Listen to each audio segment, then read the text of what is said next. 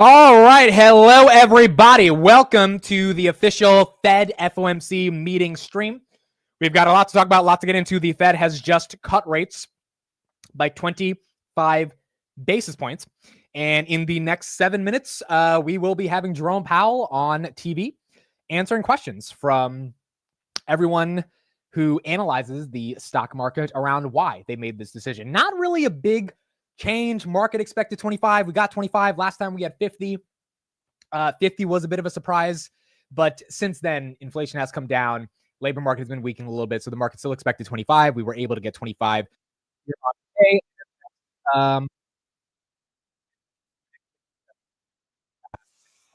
Have this forehead right now, the tilak, as Vibuff says right here. Just bought a Tesla. So when you buy a Tesla or you buy any new car in Hindi culture, you have to do a little bit of a prayer, a little bit of a puja is what it's called. It actually involves like taking a coconut and like breaking it on the ground and then using the cars of the tire to run over some lemons, and then you have to have this on your face as well. So I literally just got back just in time.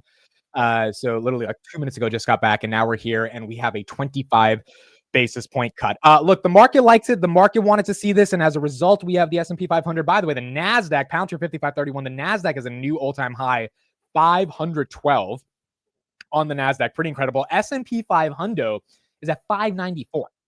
So market likes it. I mean, it is pretty damn close to that 6,000 level range. And maybe the rate cuts potentially in the future could continue to get us there if we keep getting rate cuts. Look at MicroStrategy, 272. Oklo got a new deal this morning. They're up 18%.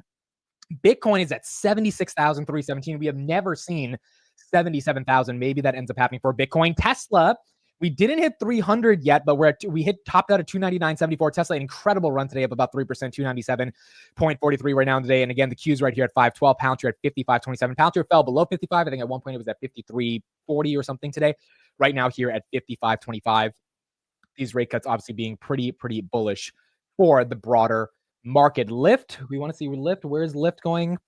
Again, Lyft had a great earnings yesterday. Lyft is up 22%. Another reason I realized I like Lyft and why I sent Doug that picture at $10 of like, hey, we got to look at Lyft. Their CEO cursed on CNBC 8 months ago. And I remember, if you guys remember, you were part of the market open. I remember watching it, and I think he said the word jackass or something. And I was like, oh, I like this guy. He has some energy, right? And so didn't look further into it, but Lyft right here at $17. Lyft doing very well. Now, a couple things. Donald Trump is apparently allowing this, broke this morning, Jay Powell to finish out his term as Fed chair until 2026. So for all the people that were wondering, hey, will he fire Jay Powell? Will he replace him with someone else who he's more friendly with? It looks like Trump is saying, you know what? We'll let him finish until I think April or May 2026, which means the next rate cutting cycle over the course of year and a half is going to be conducted seemingly by Jerome Powell. And right now, Trump's probably happy because he's the president-elect and we got rates to come down by another 25 bips. But the Fed is still, going to be the Fed. And if they think we don't need more rate cuts on the next one, or in 2025, we're going to get less rate cuts, then ultimately it's going to be up to the Fed to make that decision, even if Trump tries to pressure them a little bit. And by the way, Biden also tried to pressure, Elizabeth Warren tried to pressure. Every administration tries to pressure the Fed chair to do what they want, but it's ultimately up to the Fed. Now, in terms of the actual FOMC statement, there are pretty much no changes. So last time they did 50 bips, 25 was for inflation, 25 was for the labor market. This time we saw the labor market do pretty well. A couple months ago, we got 254,000 jobs. Inflation is coming down, but it's not coming down that dramatically as it was before.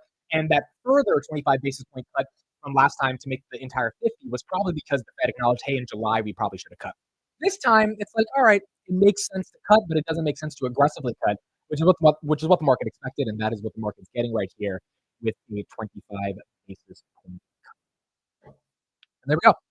That's what we got going on with the Fed. Let me see if I can get some pictures. Bad sound. It's a bad sound. Is it a really bad sound? Hold on. Okay, let me know if it's still bad. Actually, I'm going to unplug. I'm going to, audio is weird. All right, hold on. We're going to do this.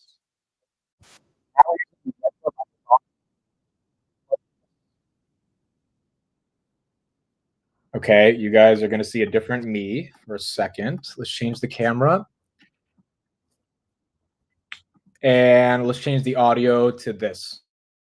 now. Is it still bad?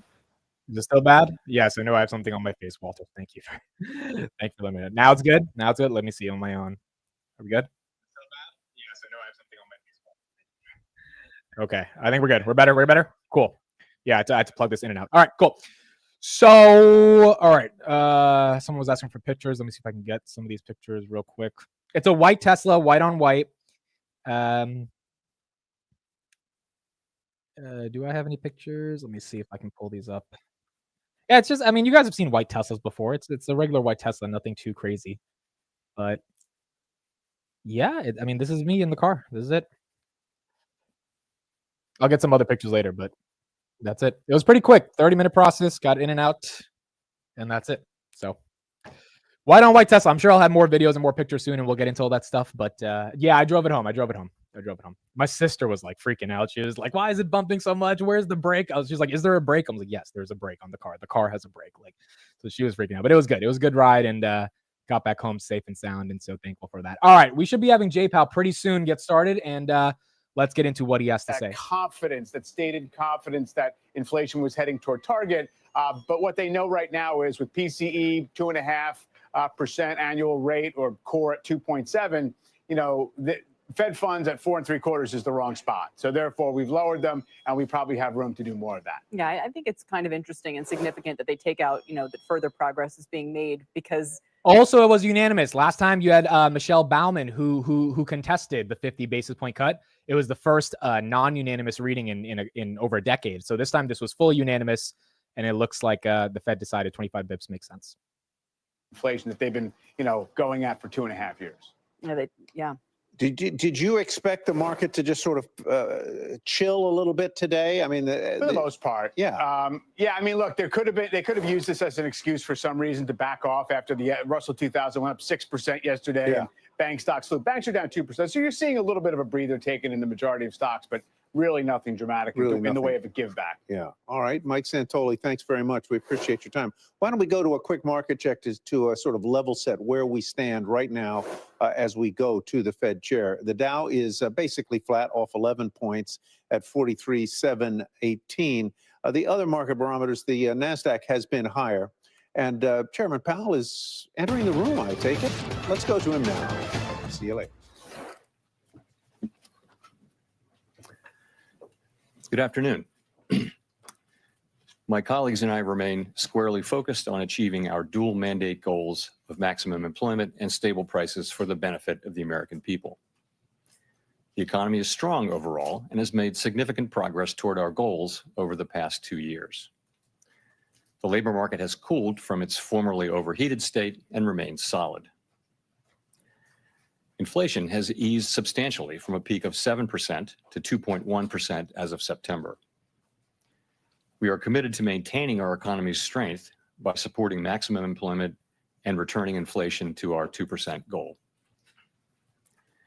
Today, the FOMC decided to take another step in reducing the degree of policy restraint by lowering our policy interest rate by 1/4 percentage point. We continue to be confident that with an appropriate recalibration of our policy stance, strength in the economy and the labor market can be maintained, with inflation moving sustainably down to 2%. We also decided to continue to reduce our securities holdings. I'll have more to say about monetary policy after briefly reviewing economic developments. Recent indicators suggest that economic activity has continued to expand at a solid pace. GDP rose at an annual rate of 2.8% in the third quarter, about the same pace as in the second quarter. Growth of consumer spending has remained resilient, and investment in equipment and intangibles has strengthened. In contrast, activity in the housing sector has been weak. Overall, improving supply conditions have supported the strong performance of the U.S. economy over the past year. In the labor market, conditions remain solid. Payroll job gains have slowed from earlier in the year, averaging 104,000 per month over the past 3 months. This figure would have been somewhat higher were it not for the effects of labor strikes and hurricanes on employment in October. Regarding the hurricanes, let me extend our sympathies to all the families, businesses, and communities who who have been harmed by these devastating storms.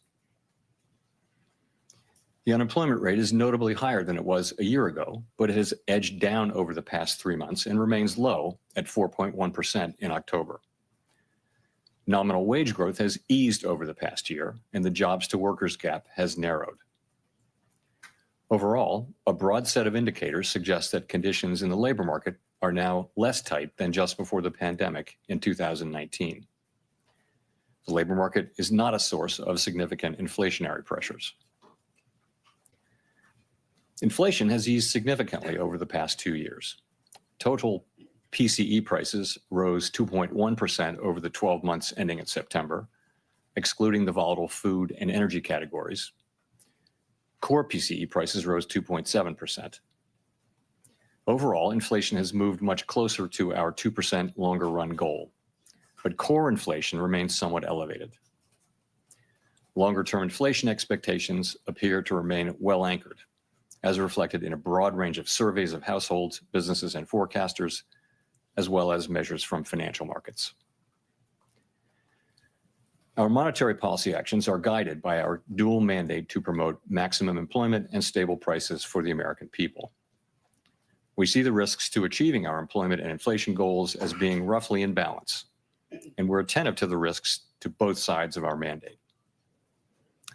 At today's meeting, the committee decided to lower the target range for the federal funds rate by a 1/4 percentage point to 4.5% to 4.75%. This further recalibration of our policy stance will help maintain the strength of the economy and the labor market, and will continue to enable further progress on inflation as we move toward a more neutral stance over time. We know that reducing policy restraint too quickly could hinder progress on inflation. At the same time, reducing policy restraint too slowly could unduly weaken economic activity and employment. In considering additional adjustments to the target range for the federal funds rate, the committee will carefully assess incoming data, the evolving outlook, and the balance of risks. We are not on any preset course. We will continue to make our decisions meeting by meeting. As the economy evolves, monetary policy will adjust in order to best promote our maximum employment and price stability goals. If the economy remains strong and inflation is not sustainably moving toward 2%, we can dial back policy restraint more slowly. If the labor market were to weaken unexpectedly, or inflation were to fall more quickly than anticipated, we can move more quickly. Policy is well positioned to deal with the risks and uncertainties that we face in pursuing both sides of our dual mandate. Assigned 2 goals for monetary policy: maximum employment and stable prices. We remain committed to supporting maximum employment, bringing inflation sustainably to our 2% goal, and keeping longer-term inflation expectations well anchored. Our success in delivering on these goals matters to all Americans. We understand that our actions affect communities, families, and businesses across the country. Everything we do is in service to our public mission. We at the Fed will do everything we can to achieve our maximum employment and price stability goals. Thank you. I look forward to our discussion. All right, here we go. Let's see what he says about Trump. Thank you. Given the expectation that the election outcome will produce policies that would meaningfully impact the U.S. economy next year, how is the committee taking these proposals into account for upcoming decisions, including potentially the next one in December? And can you give us any more sense of how proactive or reactive the Fed is prepared to be to changes in economic policies with the next administration? Sure. So let me say that in the near term, the election will have no effects on our policy decisions. As you know, many things affect the economy, and anyone who writes down forecasts in their job will tell you that the economy is quite difficult to forecast looking out past the very near term. Here, we don't know what the timing and substance of any policy changes will be. We therefore don't know what the effects on the economy would be, specifically whether and to what extent those policies would matter for the achievement of our goal variables, maximum employment and price stability. We don't guess, we don't speculate, and we don't assume. Now, just in principle, it's possible that any administration's policies or policies put in place by Congress could have economic effects that over time that would matter for our pursuit of our dual mandate goals. So we, along with countless other factors, forecasts of those economic effects would be included in our models of the economy and would be taken into account through that channel. Nick.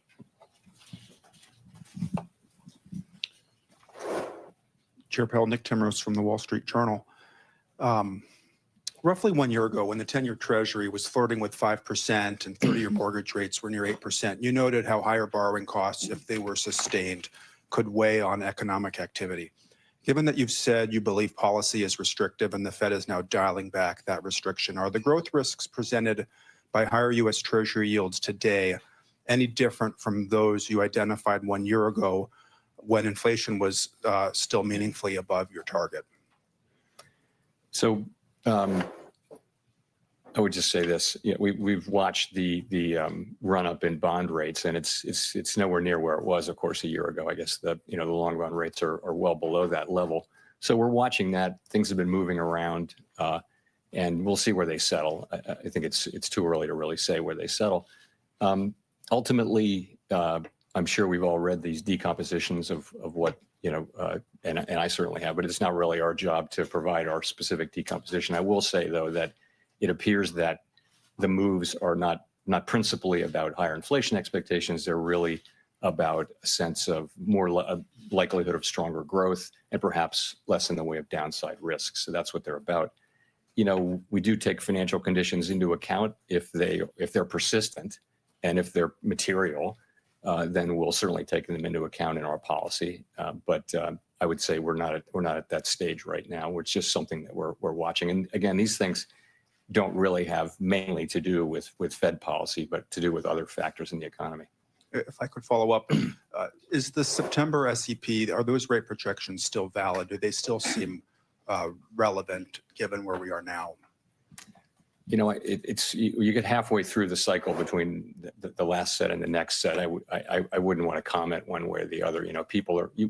Let's talk about the data we've gotten since the last meeting. So in the main, the economic activity data have been stronger than expected. The NIPA revision was stronger.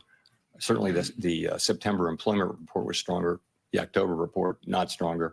Retail sales stronger. So overall, though, I think you take away a sense of some of the downside risks to economic activity having been diminished with the NIPA revisions in particular. And so overall feeling good about economic activity. So I think we would factor that in. At the same time, we got one inflation report, which it wasn't terrible, but it was a little higher than expected. So I think really the question is December, and by December we'll have more data. I guess one more employment report, two more inflation reports, and lots of other data, and we'll make a decision as we get to December.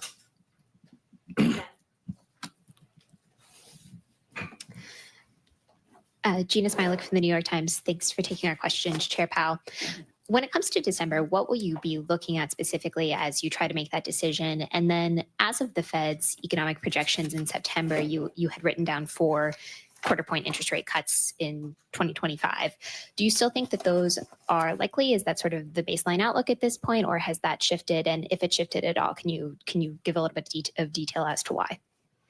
We don't fill out an SEP, and I can't characterize one that wasn't filled out today. So I can't really speak for kind of exactly where the committee is.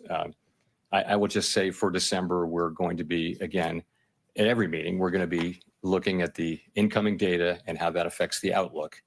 As you know, we're in the process of recalibrating from a fairly restrictive level at 5.33%. After today's move, we're down 75 basis points.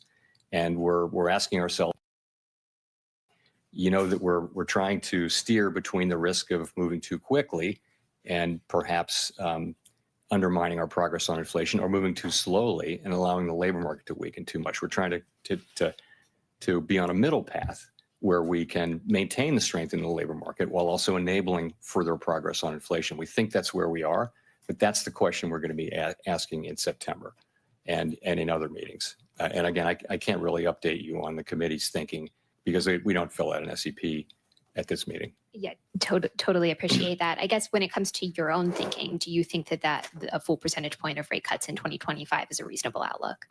again, I'm going to wait. We're going to wait and see how things come in December. I mean, it's just.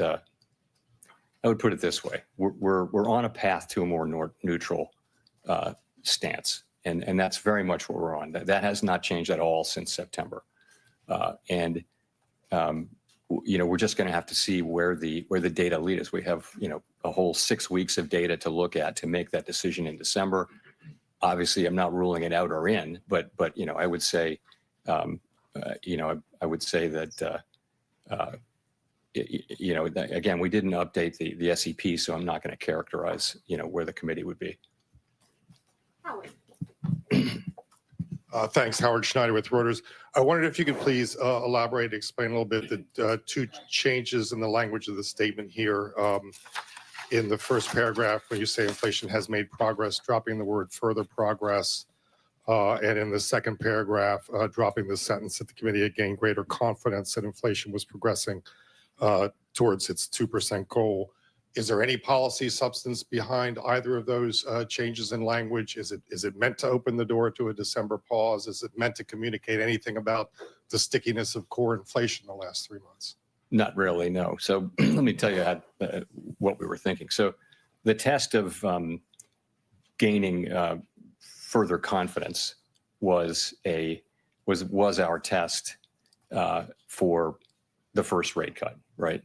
And so we met that test in September, and therefore we take that test out. If you leave it in, then it's new forward guidance. It's brand new forward guidance. What do you mean by it? Are you requiring yet further? We have to say yes or no at every meeting whether we've made further progress. The point is we have gained confidence that we're on a sustainable path down to 2%. So that I would tell you is what that's really all about. It's not meant to send a signal. Neither of those is meant to send a further signal. And saying further progress, it becomes a test. We don't want to be. We don't think it's a good time to be doing a lot of forward guidance. There's a fair amount of uncertainty in what I've said. The path that we're on, we do know where the destination is, but we don't know the right pace, and we don't know exactly where the destination is. So the point is to find the right pace and the right destination as we go. And I think there's a fair amount of uncertainty about that. And you don't want to tie yourself up with guidance. You want to be able to make sensible decisions as you go. Steve Leisman, CNBC. Mr. Chairman, you talked about higher rates, perhaps from an expectation of higher growth. You didn't talk about it in terms of expectations of higher deficits. Is that something you think might be behind the recent rise in interest rates? And are rising deficits a concern to you? So we don't comment on fiscal policy. And again, I don't have a lot more to say on what's driving bond yields. In terms of policy changes, though, let me give you a sense of how this works in the ordinary case. Let's say Congress is considering a rewrite of the tax laws. Doesn't matter what's in the content. So we would follow that. At a certain point, we'd think we see the outline. So we'd start to model it. And then we'd wait. And then at a certain point, the staff would brief the Fomc and say, these are the likely effects. There's lots and lots of literature on the effects of tax policy changes on various parts of the economy. So we'd try to get smart on that. And then the law actually passes. And you'd start to put it. You probably run an alternative simulation before that happens, just to keep people trying to understand it. Then when it actually passes, it goes into the model, along with a million other things. So we have a very large economy. Many things are affecting it at any given time, and a law change of some kind would go in there, but it would it's a process that takes some time. Clearly, the legislative process takes a lot of time, and of course, the real question is not the effect of that law. It's all of the policy changes that are happening. What's the net effect, and the overall effect on the economy at any given time? So I think that's a process that takes a lot of time, and that we go through all the time with every administration, constantly. And this will be no different. But right now there's nothing to model right now. It's such an early stage. We don't know what the policies are, and once we know what they are, we won't have a sense of when they'll be implemented or all those sorts of things. So I would just say we're not doing that now, and all that will take time, and it will be very much regular order when we do that. If I could just follow up on Nick's question, are the current rates something you feel like you need to lean against in that they go against the direction of policy by adding restriction to the economy, or do you just take them as a given and perhaps a signal that you should do less? I just think the first question is how long people were drawing. 10-year was 50 basis points lower. So, it's material changes in financial conditions that last, that are persistent, that really matter. And we don't know that about these. What we've seen so far, we're watching it, we're reading, we're doing the decompositions and reading others, but right now it's not a major factor in how we're thinking about things. Chris. Thank you, Chris Rugaber at Associated Press. You mentioned the positive economic data that we've seen since the September meeting, including the revisions to things like savings, higher GDP growth. We saw stock market jump yesterday. That's renewed some of the questions about why do many cuts at all in this with this backdrop? So you're right. As I mentioned, and as you mentioned, the latest economic data have been strong, and that's, of course, a great thing and highly welcome. But of course, our mandate is maximum employment and price stability. And we think that even with today's cut, policy is still restrictive. We understand it's not possible to say precisely how restrictive, but we feel that it is still restrictive. And if you look at our goal variables, the labor market has cooled a great deal from its overheated state of 2 years ago and is now essentially in balance. It is continuing to cool, albeit at a modest rate. And we don't need further cooling, we don't think, to achieve our inflation mandate. So that's the labor market. Inflation has moved down a great deal from its highs of 2 years ago. And we judged, as I mentioned, that it's on a sustainable path back to 2%. So the job's not done on inflation. But if you look at those two things, we judged in September that it was appropriate to begin to recalibrate our policy stance to reflect this progress. And today's decision is really another step in that process. Overall, as I mentioned, we believe that with an appropriate recalibration of our policy stance, we can maintain strength in the labor market, even as our policy stance enables further progress toward our inflation goal. Great. And just to follow up, what might cause you to pause rate cuts in December? What kind of economic data would lead you to that path? Thank you. So we haven't made any decision like that at all. But we're in the process, as I mentioned, of moving policy down, our stance down over time to more neutral level. And as a general matter, as we move ahead, we are prepared to adjust our assessments of the appropriate pace and destination as the outlook evolves. So, for example, if we were to see the labor market deteriorating, we'd be prepared to move more quickly. Alternatively, as we approach levels that are plausibly neutral, or close to neutral, it may turn out to be appropriate to slow the pace at which we're dialing back restriction. Again, haven't made any decisions about that, but that's certainly a possibility. If you can think of it as similar to what we do with asset purchase, with asset runoff, with QT. So we reach a point where we slow the pace, much like an airplane reaching the airport slows down. And so we're thinking about it that way, but it's something that we're just beginning to think about. Edward. Thanks, Chair Powell. So with the noise in the jobs reports that we've seen, and you look at the Fed's favorite inflation, PCE inflation, overall it's 2.1%, very close to the Fed's target, but core inflation is 2.7%, and it's been that way since July. So why doesn't this data give fuel to a rate pause for this meeting? Well, so I think if you look at the 3 and 6 month, you're quoting the 12-month. So yes, we look at all of them, right? But if you look at the 3 and 6 month core PCE, you'll see they're around 2.3%.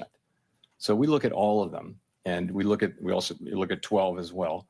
But what it's telling us is that we really have made significant progress, and we expect there to be bumps. For example, the last 3 months of last year, the core PCE readings were very, very low, probably unsustainably low. So that's why forecasts generally see a couple of upticks toward the end of the year. On the other hand, the January reading certainly looks like an example of residual seasonality, so that we saw last year. So when that falls out of the 12-month calculation in February, we should see a thing down. So it'll literally be a bump up and then down. We understand that. Overall, you see the progress on inflation, and you also look at the economy and you say, what is the inflation story now? Where's it coming from? So I point to a couple of things. One is the non-housing services and goods, which together make up 80% of the core PCE index, are back to the levels they were at the last time we had sustained 2% inflation, which happens to be in the early 2000s for a period of 5, 6, 7 years. So they're back to that level. What's not is housing services. So let's talk about housing services. Housing services is higher. What's going on there is, market rents, newly signed leases are experiencing very low inflation. And what's happening is older, leases that are turning over are taking several years to catch up to where market leases are, market rent leases are. So that's just a catch-up problem. It's not really reflecting current inflationary pressures. It's reflecting past inflationary pressures. So that's one thing. The other thing is, I'd say look at the labor market, not a source of inflationary pressures. Where's it coming from? It's not a very tight economy. What is the story about inflation? You see that catch-up inflation also in insurance and several other areas. So you're seeing, we're not declaring victory, obviously, but we feel like the story is very consistent with inflation continuing to come down on a bumpy path over the next couple of years and settling around 2%. That story is intact, and it won't be one or two really good data months or bad data months aren't going to really change the pattern at this point now that we're this far into the process. So you're quickly trying to get to that neutral rate that you see, or do you foresee that you have some time to get there? Nothing in the economic data suggests that the committee has any need to be in a hurry to get there. We are seeing strong economic activity. We are seeing ongoing strength in the labor market. We're watching that carefully, but we do see maintaining strength there. And so we think that the right way to find neutral, if you will, is carefully, patiently. Again, that's not meant to have a specific meaning, other than to the extent the economy remains strong, we have the ability to take advantage of that as we try to navigate that middle path between the two risks. Hi, Chair Powell. Craig Torres from Bloomberg. 2 questions today. Did you learn anything about what Americans think about the economy from the election results? First question. Second question.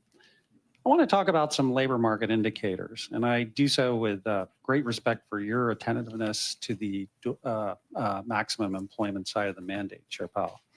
So the unemployment rate has been at 4% or higher for 6 months. One of the broadest measures of unemployment is up about 0.5 point from a year ago.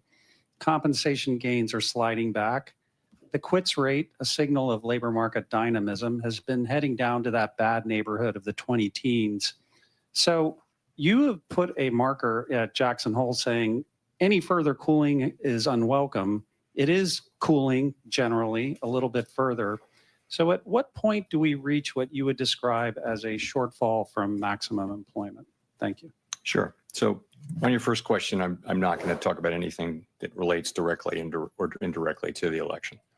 On the second one, this is the great question, and it's the one we think about all the time. So I'll just say a couple things. There's nothing really surprising here. What we know is that the unemployment rate is low. We also know that it's moved up significantly from a year or so ago. So we've seen a big change upward in unemployment. Sometimes that has meant bad things. So far, it doesn't appear to be. It appears that I wouldn't say that the labor market has fully stabilized, because I do think it's continuing to very gradually cool, but it seems to be in a good place. And our policy, of course, is designed to keep it in that good place, to maintain the strength in the labor market while also enabling further progress on inflation. You mentioned a bunch of indicators, and you're right. The openings to unemployment rate is back to a normal level. I would characterize it more broadly as normalizing. You mentioned wages. Wages are still running just a bit above where they would need to be to be consistent with 2% inflation unless productivity is going to remain at this high level. If we see productivity, more sustainably at these high levels, then that would sustain higher wage gains. So I would say, in fact, you can say it the other way, that wage increases are now consistent with 2% inflation given current productivity readings. But of course, the lore on productivity readings is whenever you see high readings, you should assume they're going to revert pretty quickly to the longer term trend. That has always been the case for 50 years. But it may be that we're now 5 years. If you look at the NIPA revisions that came out a month ago, we're 5 years into a nice set of productivity readings, which are sustained and very healthy. But overall, it's a good labor market. We could talk about 20 different data series. We'll be looking at all of them, of course. But we don't want the labor market to soften much from here. We don't think we need that to happen to get inflation back to 2%. Victoria. Hi, Victoria Guido with Politico. Some of the president-elect's advisors have suggested that you should resign. If he asked you to leave, would you go? No. Can you follow up on, do you think that legally you're not required to leave? No. Holy shit. Mike? Whoa. Whoa. Michael McKee from Bloomberg Radio and Television.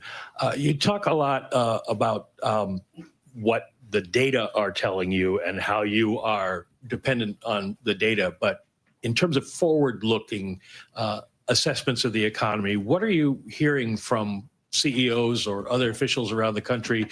What did you hear today from the regional bank presidents about what companies and consumers think about where the economy is going from here rather than looking backwards? And does that match up with what your forecasts have been and what you think the appropriate policy path should be? So it's hard to characterize a really interesting set of discussions we had, and of course you'll see them in the minutes in 3 weeks. But I would say this: I think the comments from our Reserve Bank colleagues and from the CEOs that they talk to are pretty constructive on the economy right now. Pretty constructive, feeling that the labor market is back to normal, to the point where it's no longer that much a discussion topic in their worlds, whereas 2 years ago it was all they were talking about. So they feel like the labor market's in balance. People feel good about where the economy is. Demand is obviously pretty strong, and you're seeing 2.8% growth in the third quarter estimated. Maybe the year's 2.5%.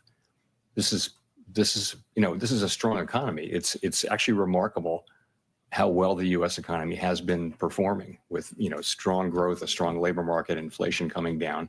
We're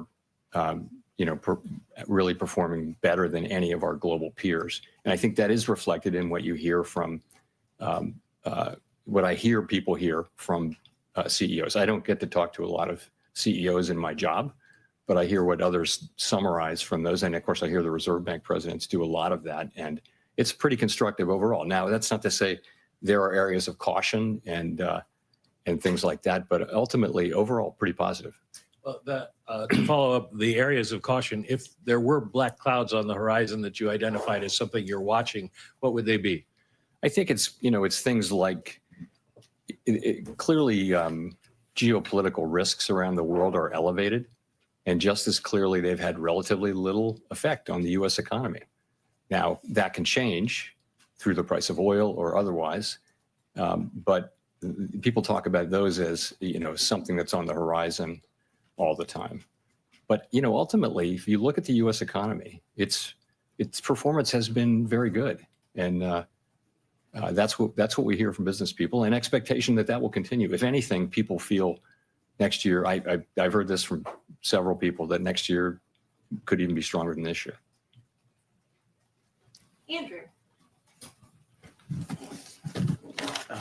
Hi, it's Andrew Ackerman with the Washington Post.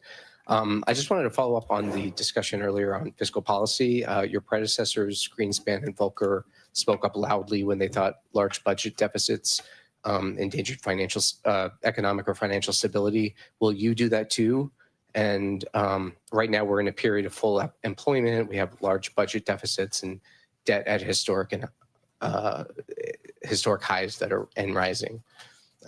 Is that something you'd speak out against? So, I have said many times, no more, no less than what the predecessors you mentioned have said. And what that is that the U.S. federal government's fiscal policy is on an unsustainable path. The level of our debt relative to the economy is not unsustainable. The path is unsustainable. And we see that in, you've got a very large deficit you're at full employment, and that's expected to continue. So it's important that we, that to be dealt with. It is ultimately a threat to the economy. Now, I can say that. I don't have oversight. We don't have oversight over fiscal policy. I've said it on many occasions, just said it again. Okay, thank you.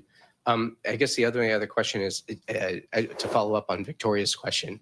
Do you believe that the president has the power to fire or demote you, and has the Fed determined the legality of a president demoting at will any of the other governors with leadership positions? Not permitted under the law. Wow. Not what? Not permitted under the law. Thank you. He slowed down for him, baby. Wow. Courtney Look at Brown that. from Axios. In response to Howard's question, you said it wasn't an ideal time to give forward guidance because of the economic uncertainties.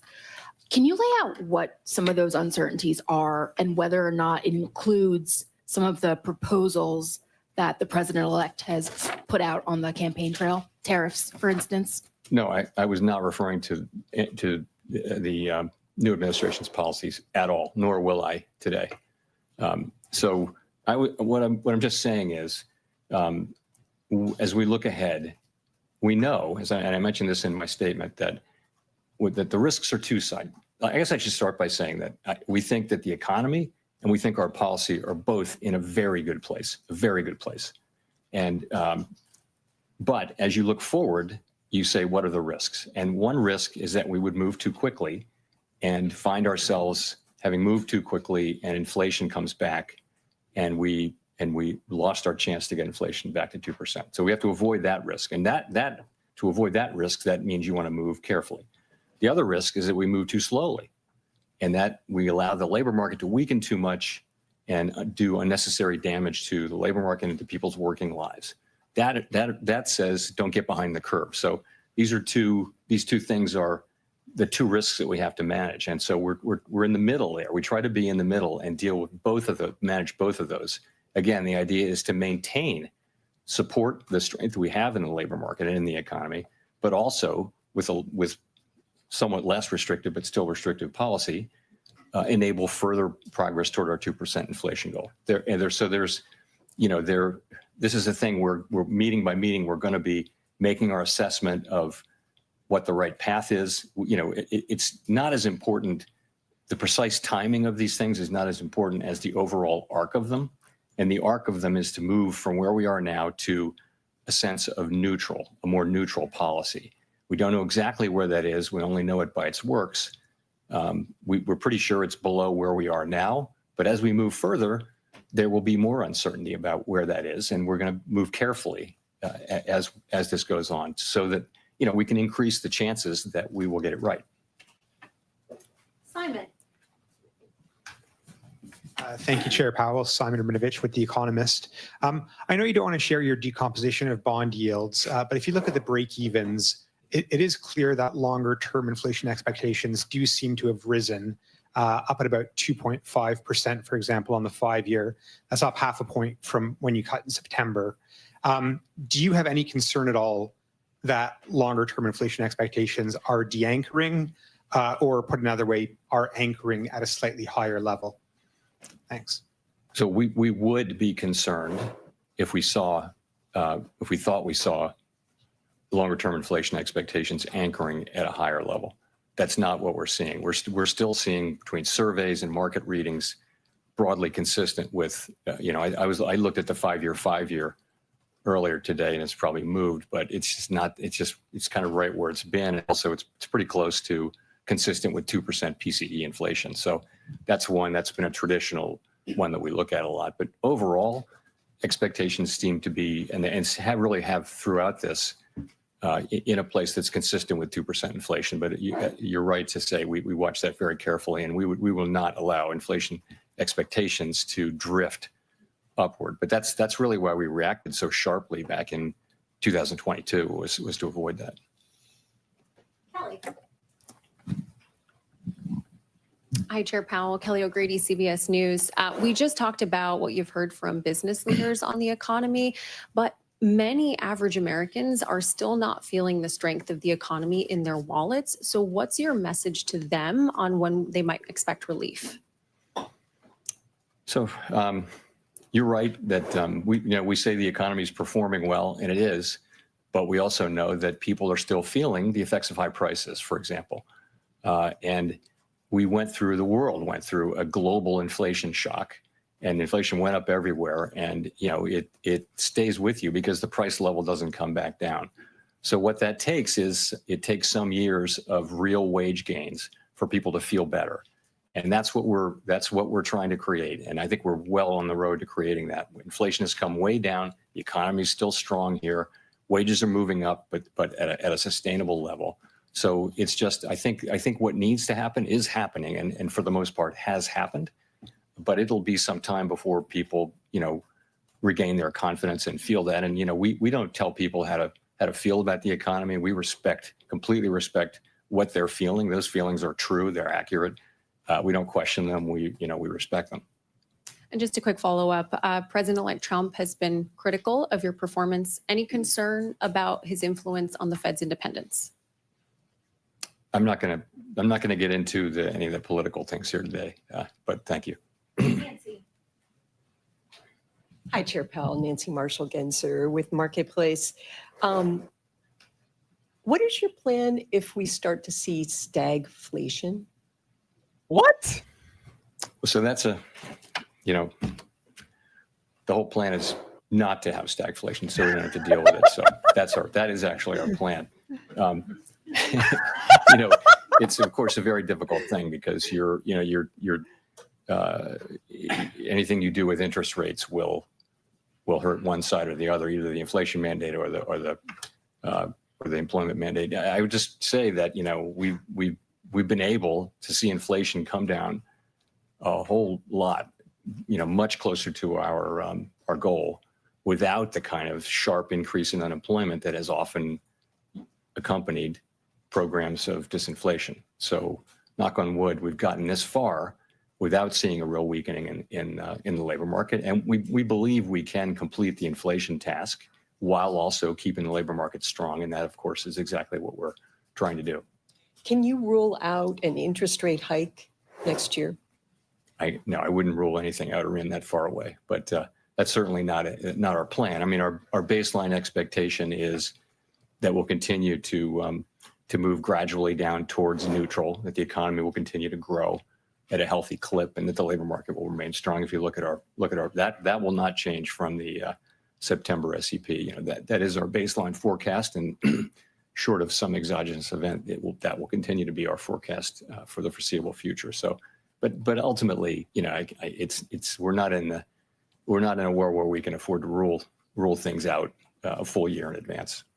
There's just too much uncertainty in what we do. Let's go to Jean for the last question.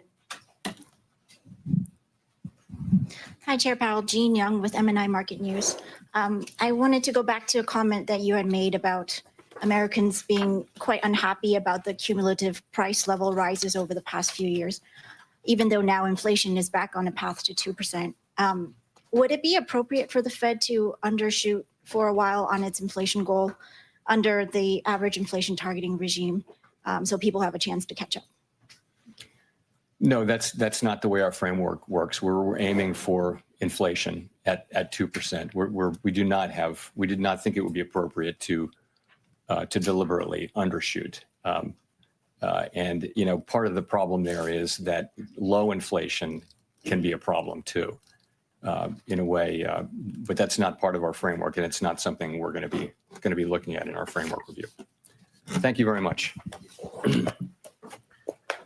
All right, there you go, folks. That is the end of the presser. So usually we start the market close at 3:45. It's 3:15. So we'll just be live throughout the rest of the next at least 2 hours. We're going to analyze that presser, kind of break down some of the stuff he said. After the bell, we are looking at Airbnb, Rivian, Square, Trade Desk, DraftKings, Cloudflare, Fortinet, Pinterest, Lucid, Upstart, Unity, Monster, Affirm, Toast, Redfin, Dropbox, Sweetgreens, Billings, and Archer Aviation and Opendoor. So it's going to be a pretty chaotic 4 p.m. and I'm going to be running around like crazy trying to get the numbers for everything, but we got a lot of earnings coming up. But until those earnings, let's get into what Jay Powell just said. What's on my forehead? So I just bought a Tesla like literally an hour ago, and in Hindi culture, you have to like do a prayer before you actually bring a new car into the house. So that's why I have this on my forehead. Okay. So I think Jay Powell crushed it. He gave the right answers he needed to give. There were a couple of unique things that I noted down that I thought were important. First of all, let's look at the markets and then I'll talk about his actual answers. SoFi, kind of struggling to stay above $12, but it's up 40% in like a month. So I actually think that's okay. It's consolidating here at these levels. I am surprised that it's below 12, given the banks did very well yesterday, but it was up before Trump got elected. So SoFi right here at $11.99, basically at $12, right? Up 1.48% of the day. Look at the Qs, bro. The NASDAQ topped out in July at 501 or 500. Came all the way down to 420. 420. Came down to 420 on August 5th. Now we're at 513. The Qs are the index of all the big tech companies in the United States. So the Max 7 essentially. And it looks like they're doing very well. I think Tesla's kind of leading it today along with NVIDIA. Palantir 55.77. We were at 56.60 at one point. Now at 55.75. Palantir getting some of the love from an interest rate cut. And market seems to be thinking that that'll benefit Palantir as well. S&P 500 at 596. That is 4 points away from 600. 6,000 on the SPX. But it's absolutely crazy, but we are here. Emery, don't worry about it. Your question was not insensitive at all. You're good. No worries at all. So 596 on the S&P 500. That's incredible. Then you got Oklo. This thing got a new deal today. It's up 23%. MicroStrategy's at 280, up 8% on the day. Bitcoin's trying to get to 77,000. I mean, pretty much everything is green. Robinhood's a little red right here because it was up 18% yesterday. I expect Robinhood to have some consolidation. SMCI getting a rebound after going down 50% over the past week and a half, up 12% on the day. IWM, small caps are getting some love. FXI is up 6%. There's a Chinese central bank meeting on Saturday. We're going to see what they have to say around stimulus. Apple is up 2% on the day, and AppLovin was up 30% yesterday. That stock is up 41% today. The point is, it seems like the broader market likes the rate cut. There are individual stocks here and there that are down, but the overall indices, including tech, is happy for this rate cut. Tesla's at 298. I think 300 is on the table. We're going to find out in the next 25 minutes if the market actually likes what Jay Powell said. By around 3:30, the market ends up condensing these pressers on these FOMC days. So we got about 15 minutes left, 20 minutes left, but it does look like, just looking at the green in most of these stocks, that the S&P is happy. Some stuff that's red. Dell is down a little bit because SMCI is up. Nike's a little green. Boeing's up 3%. Boeing, that's great. They had that strike resolved the other day. Alibaba's up 4%. NEO's up 6%. JD's up 7% on the day. Visa and American Express are down. They were up 4 or 5% yesterday. I think the banks are also taking a little bit of a breather. A lot of them were up yesterday. Currently, the banks are, pretty much all red because all of them ran up yesterday. So UBS, TFC, Zion, KRE, XLF, JP Morgan, Bank of America, all of these guys are down because they had a pretty good week yesterday or a pretty good day yesterday. But the broader market seems to be pushing forward, and they like that we got some more rate cuts. Tesla right there at 298. Okay, so let's talk about what Jay Powell actually said. I think there were two main things that were important to kind of discuss. Number one, 25 basis points was the rate cut. It wasn't a surprise to the market, so the market was able to expect it. The central thing I got from Jay Powell was basically him saying, we do not want to see the labor market spiral. We're in a pretty decent labor market right now. Initial jobless claims have been in check. Unemployment rate still at 4.1%. The hurricane had some impacts. Jay Powell addressed that, but not enough impacts to really create a sizable dent in terms of private payrolls that we're adding every month. So Jay Powell's argument here was that we are doing a decent job with the labor market, but we're cutting rates right now because we know that if we assume that job growth is fine, and it takes 18 months for a rate cut to actually hit a lot of small businesses, if we wait many, many months before we do a rate cut and job growth starts to not be fine, Americans are going to lose their jobs. And if Americans lose their jobs, obviously that's not going to be good for the broader market. So that is that is one of the first things he said. Number two, he said inflation has slowed down aggressively, but they are still worried about inflation, which is not really anything different than what he said before. I mean, Jay Powell basically for the past year has said we will be dependent on the data. And although they are dependent on the data does not show an unequivocal deterioration of inflation. Like inflation has come down a lot, but it's not at their 2% target. I know we're at 2.4, we're close, but we're not officially there yet. And we're definitely not below 2%. So until we really get below those levels, I don't think that the Fed is going to show this utmost confidence on inflation, although they are happy that inflation is down. This is what he said at 2 p.m. or at 2:30 when he started speaking. Recent indicators suggest that economic activity has continued to expand at a solid pace. Since earlier in the year, the labor market conditions have generally eased. Remember, last time it said slowed. So you have a little bit of a change there. And the unemployment rate has moved up but remains low. Inflation has made progress towards the committee's 2% objective, but remains somewhat elevated.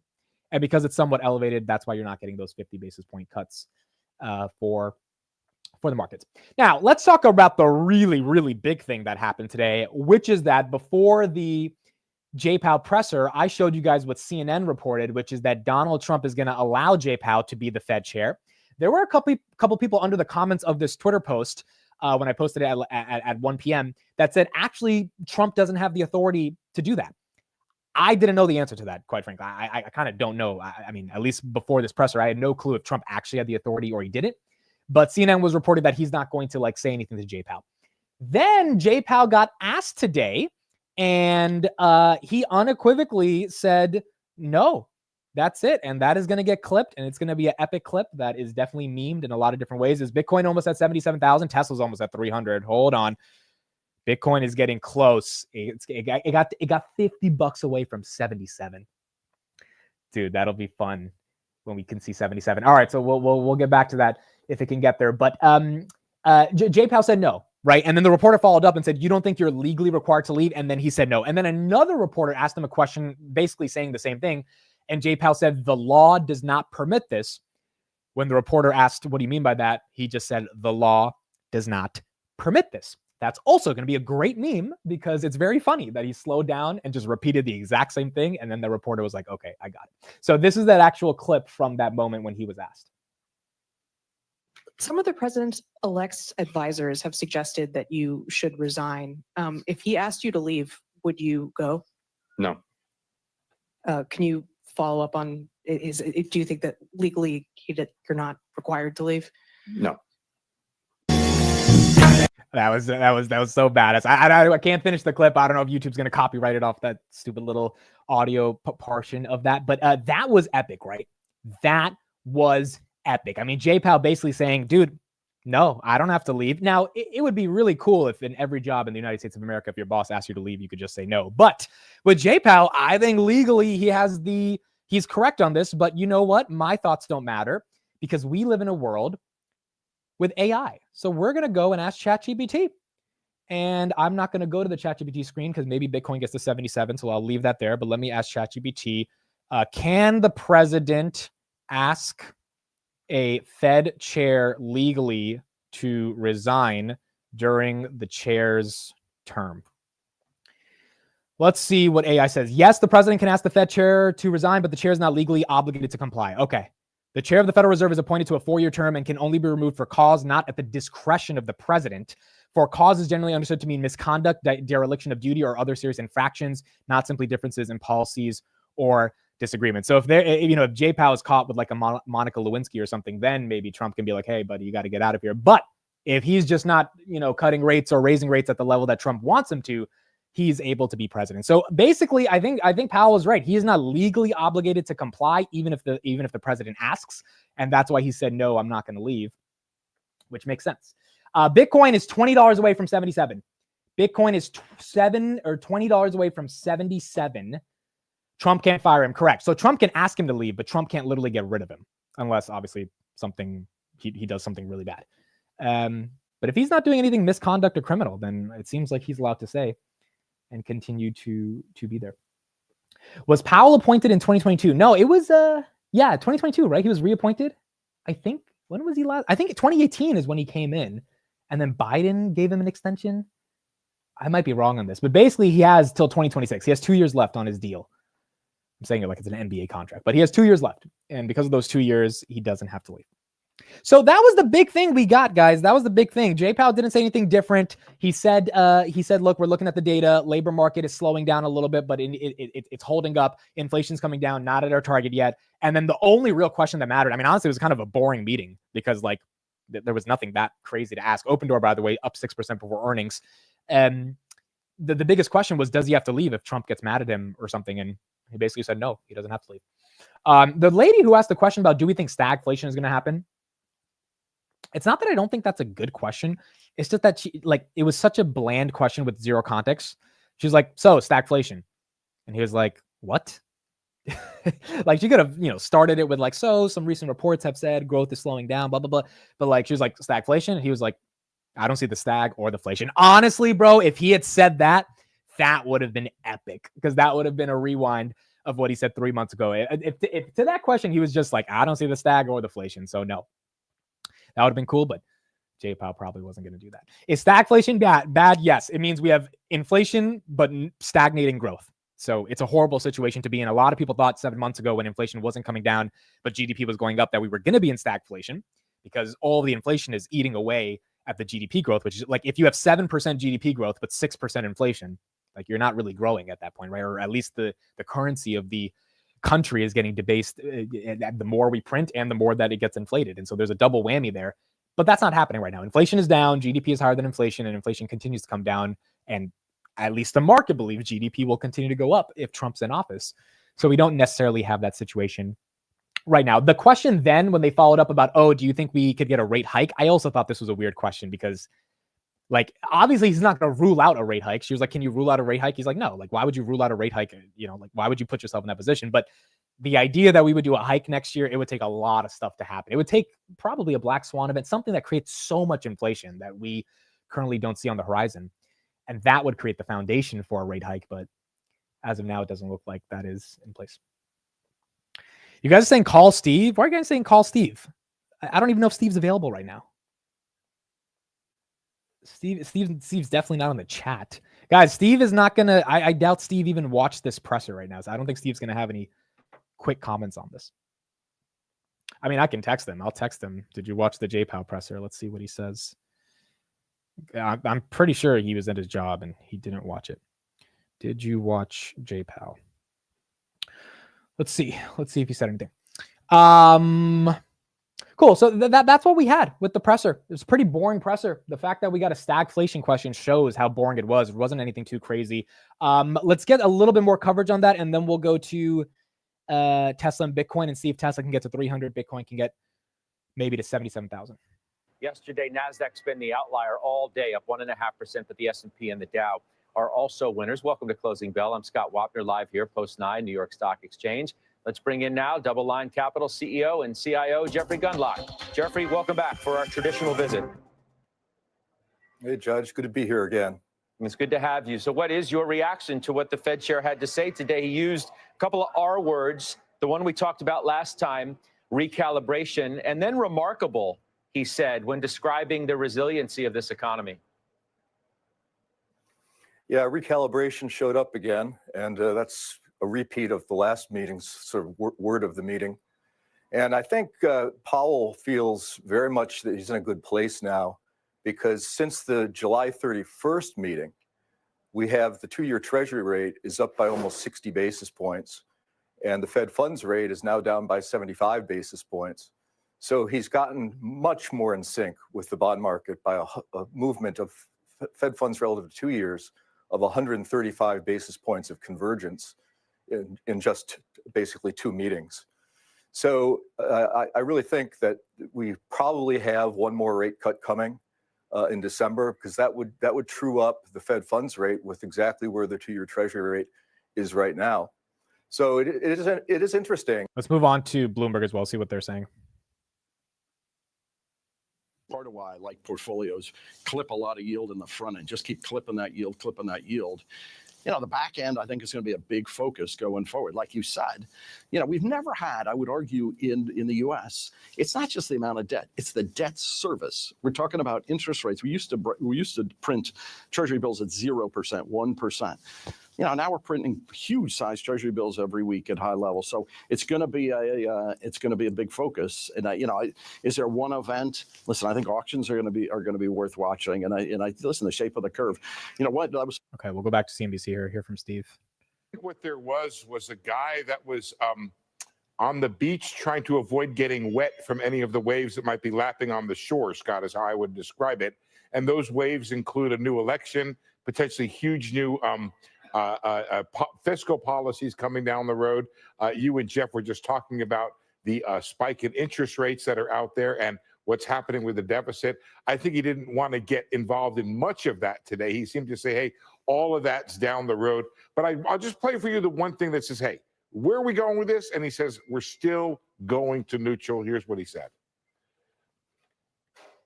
We're going to wait and see how things come in December. I mean, it's just, I would put it this way. We're on a path to a more neutral stance. And that's very much what we're on. That has not changed at all since September. We're just going to have to see where the data lead us. So, Scott, that's where we're going. It sounded to me like maybe there's another cut, as Jeff suggested, coming in December. I do think it's interesting what's happened, which is now the market seems a little bit more aligned with where the Fed is and where, by the way, our Fed survey is, as opposed to the Fed getting more aligned with the market. The market went way haywire in terms of expecting lots of rate cuts. It came back up, and now it's, I don't know, actually a little bit more restrictive than the SCP. But I think what we need to do, Scott, here, and I'm fascinated by Jeff's comment, you got to be on your toes. Things could change, and they may take time, and that's going to have an effect on the Fed, but we just don't know how or when. Yeah. I mean, the chair, I mean, Jeffrey did mention the movement in the 2-year, it becoming more in line is the point you make with the Fed. I want to ask you to react to one thing that we did hear a short time ago by Chair Powell. It's when he was asked by a reporter the political backdrop, certainly some concern of what the Trump presidency would mean for the rest of the chair's term, which goes until mid-26. So he's got 18 months or so. Let's listen to how Powell answered this, and we can react quickly on the other side. Some of the president-elect's advisors have suggested that you should resign. If he asked you to leave, would you go? No. Can you follow up on, do you think that legally you're not required to leave? No. It was so epic. Emphatic, defiant. What do you make of the way he answered that?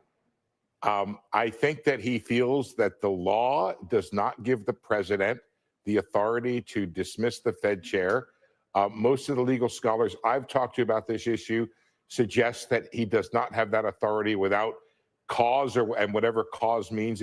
That's exactly what ChatGPT said as well. Unless Jay Powell does something really bad, Trump shouldn't be able to get rid of him, essentially.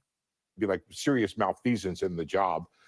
And he's pretty adamant about that. He serves at the pleasure of Congress, nominated by the president. If the Congress wants to change the Federal Reserve Act to give the president the authority to dismiss the Fed chair, look, the tail of the tape, Scott, we did something, remember he said the Fed has no guts, no vision back in 2019 when he wanted the Fed to cut. And then he said he might demote the Fed chair. And that's when in 2019, he also said that Powell said he would not go. And then this year, the president-elect said he might get rid of him. Then he said he's going to keep him. For my taste, Scott, the more important issue is that this has got to be a lot more fun to cover the Federal Reserve right now in terms of, but I do think the thing to do with all this stuff is probably to ignore it. I don't know that it's going to have any big effect on policy. Fed chair is just going to do his thing, act according to the law, and the president's going to make a lot of comments about policy, and it's just going to be more interesting than it has been under President Biden.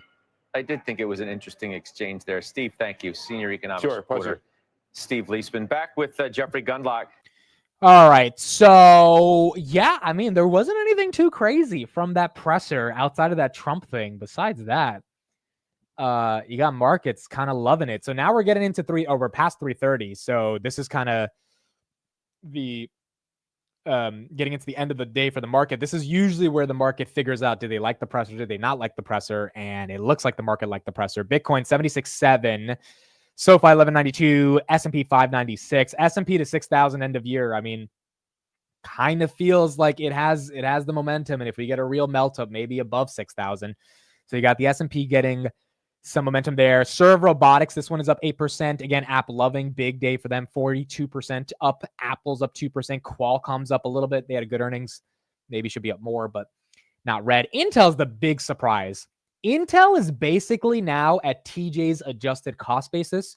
You guys know TJ got a lot of Intel at 30, and then Intel went to 18. He was down like 200 grand or something. He has worked his way back up, selling covered calls, collecting premiums, and I think he's green on Intel. Like I think he's very close to being green on Intel, which means he could free up $500,000 right now if he wanted to, and potentially allocate somewhere else. Or maybe Intel is just getting started, and maybe it's heading back into that $40, $50 range. Given Trump is president, he wants to build chips in the United States. So Intel right here, back to back 5 to 6% days. Also, that kid on Wall Street Bets who dumped his grandmother's inheritance of $800,000 into Intel at 30, he's getting close to coming back, right? When it went to 18, he was down a lot. So I just hope he didn't sell at the bottom, because there's certain lessons in the market, and sometimes you just got to deal with the punches. But if he didn't sell and he's still holding on to it, then he might end up breaking even on a very expensive mistake, literally over a couple months, which is pretty amazing if that could happen. He probably sold it. I don't know, dude. I feel like when you're down that much, like you have to have a certain personality to just be like, oh, let me save the money. Because sometimes I feel like when you're down that much, you just go down with the ship, especially if it's not a broken, like Intel was not a broken. Okay, it was a broken company and a broken stock. I can't even say they weren't broken. I'm just saying Intel is still very vital to the United States. I mean, they just got like $6 billion by the government. So it's one of those things where, it would take a while, but like if I was him, I would have held, because I'm like, all right, well, I hope Intel, I would have probably sold covered calls below my cost basis and taken that risk. That's basically what TJ was doing. But I feel like I wouldn't have sold it and taken a $200,000 loss. But, maybe this is a fake pump. Maybe not. It does seem like Intel's getting some momentum. NVIDIA, I mean, this thing, 148.19, up another 2% on the day. NVIDIA looks like it wants 150. I think at 165, you get to 4 trillion. No, closer than that. I think it's like 155-ish. You get to 4 trillion. It would be the first $4 trillion company in our lifetimes. We would be alive to see NVIDIA get to 4 trillion, which would be incredible. And then Rocket Lab is up another 6% as well, 1381. Rocket Lab is earnings next week. So pretty amazing. Is Palantir back to 56? Where's Palantir? Palantir 55.95. Yeah, Palantir's been chilling out right here in this $55 range. I mean, if we are normalizing 50, folks, if that's happening. Oh, also some updates for those that didn't catch the Palantir news this morning. So we had 2 big pieces of news. One, Palantir is working with Amazon and Anthropic to bring large language models to the DoD. Good news, nothing too crazy. Kind of got the same news with Meta and Palantir a couple days ago. The big news, one thing I told you guys in the morning, one thing I didn't. So the one I told you guys in the morning, it looks like Palantir has a $920 million 5-year deal with the Navy. This is not officially announced. It's on the U.S. government website, but it's not from Palantir's PR. And it was published yesterday when the stock went from 53 to 55. So maybe this was announced and, traders found it, even if the broader market hasn't, given it's not officially released through a PR, and that could have explained the momentum we saw. So the note below says it will be officially announced in January 2025. I'm going to put the link in the chat for those that want to read the actual website. But $1 billion for Palantir with the Navy. And then a former Palantir employee commented under and said, this is a big deal because it's really hard for us to get Navy contracts. He left last summer or this summer, but he did comment under the post and said this is a big deal. So that was the first piece of news. The second piece of news that was important is we finally have an institutional ownership update, and we are at 49%. My thesis that the big boys are buying is correct. And it's not that original of a thesis, but there were some people saying this is all retail, and I did not believe that for 1 second. There's no way retail added $40 billion in the past 2 months to Palantir. There's just no way. It just wasn't happening. Palantir is a big name, but it's not as big of a name as Tesla. The whole world doesn't know about Palantir yet. So it seems like massive institutional ownership. This jumped up from 44. So it's a 5% boost, which is not a small amount when it comes to institutional ownership. And I mean, imagine when that number gets from 49 to 60. I mean, now you're a 60-40 retail institutional holdings, 40% retail, 60% institutions. That's a big deal. And that's a lot of institutions that aren't willing to sell it just because they have a bad quarter. You know, they're more than likely going to hold on to the story DCA, just going to bring a little bit more stability to the stock, which is going to be important. And that is very, very crucial for Palantir and their long-term trajectory. So good stuff in the context of Palantir.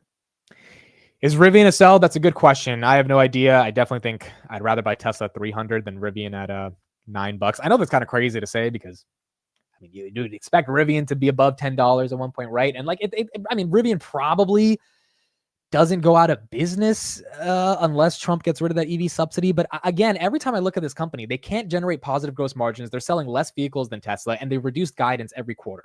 And the CEO does not give any excitement. So, and the only reason it's trading at cash right now is because like they got some extra cash, and that's it, right? Otherwise, there's no real premium the market's giving it, and they don't really have a reason to give it. So I don't know if Rivian's a sell or buy, honestly, but I just feel long-term, if you're trying to buy an EV stock, I feel like Tesla, even at these levels, you can sleep better at night versus some of these other names. So Tesla right here at 298, Palantir 5587. Again, after the bell, here's the watch list.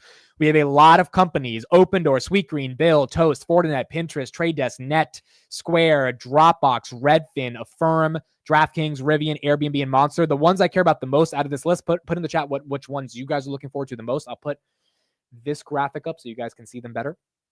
I'm looking forward to Airbnb. That's the one I want to see. Airbnb is the big one for me. This stock has really not had a good couple years, and if they can announce something that finally gets the street to buy in, I think that would be exciting. Affirm too. I think Affirm's going to do well. Now, Affirm's up a lot, so I wouldn't be surprised if they sell off, but Affirm is going to have a great quarter. I listened to their earnings call on August.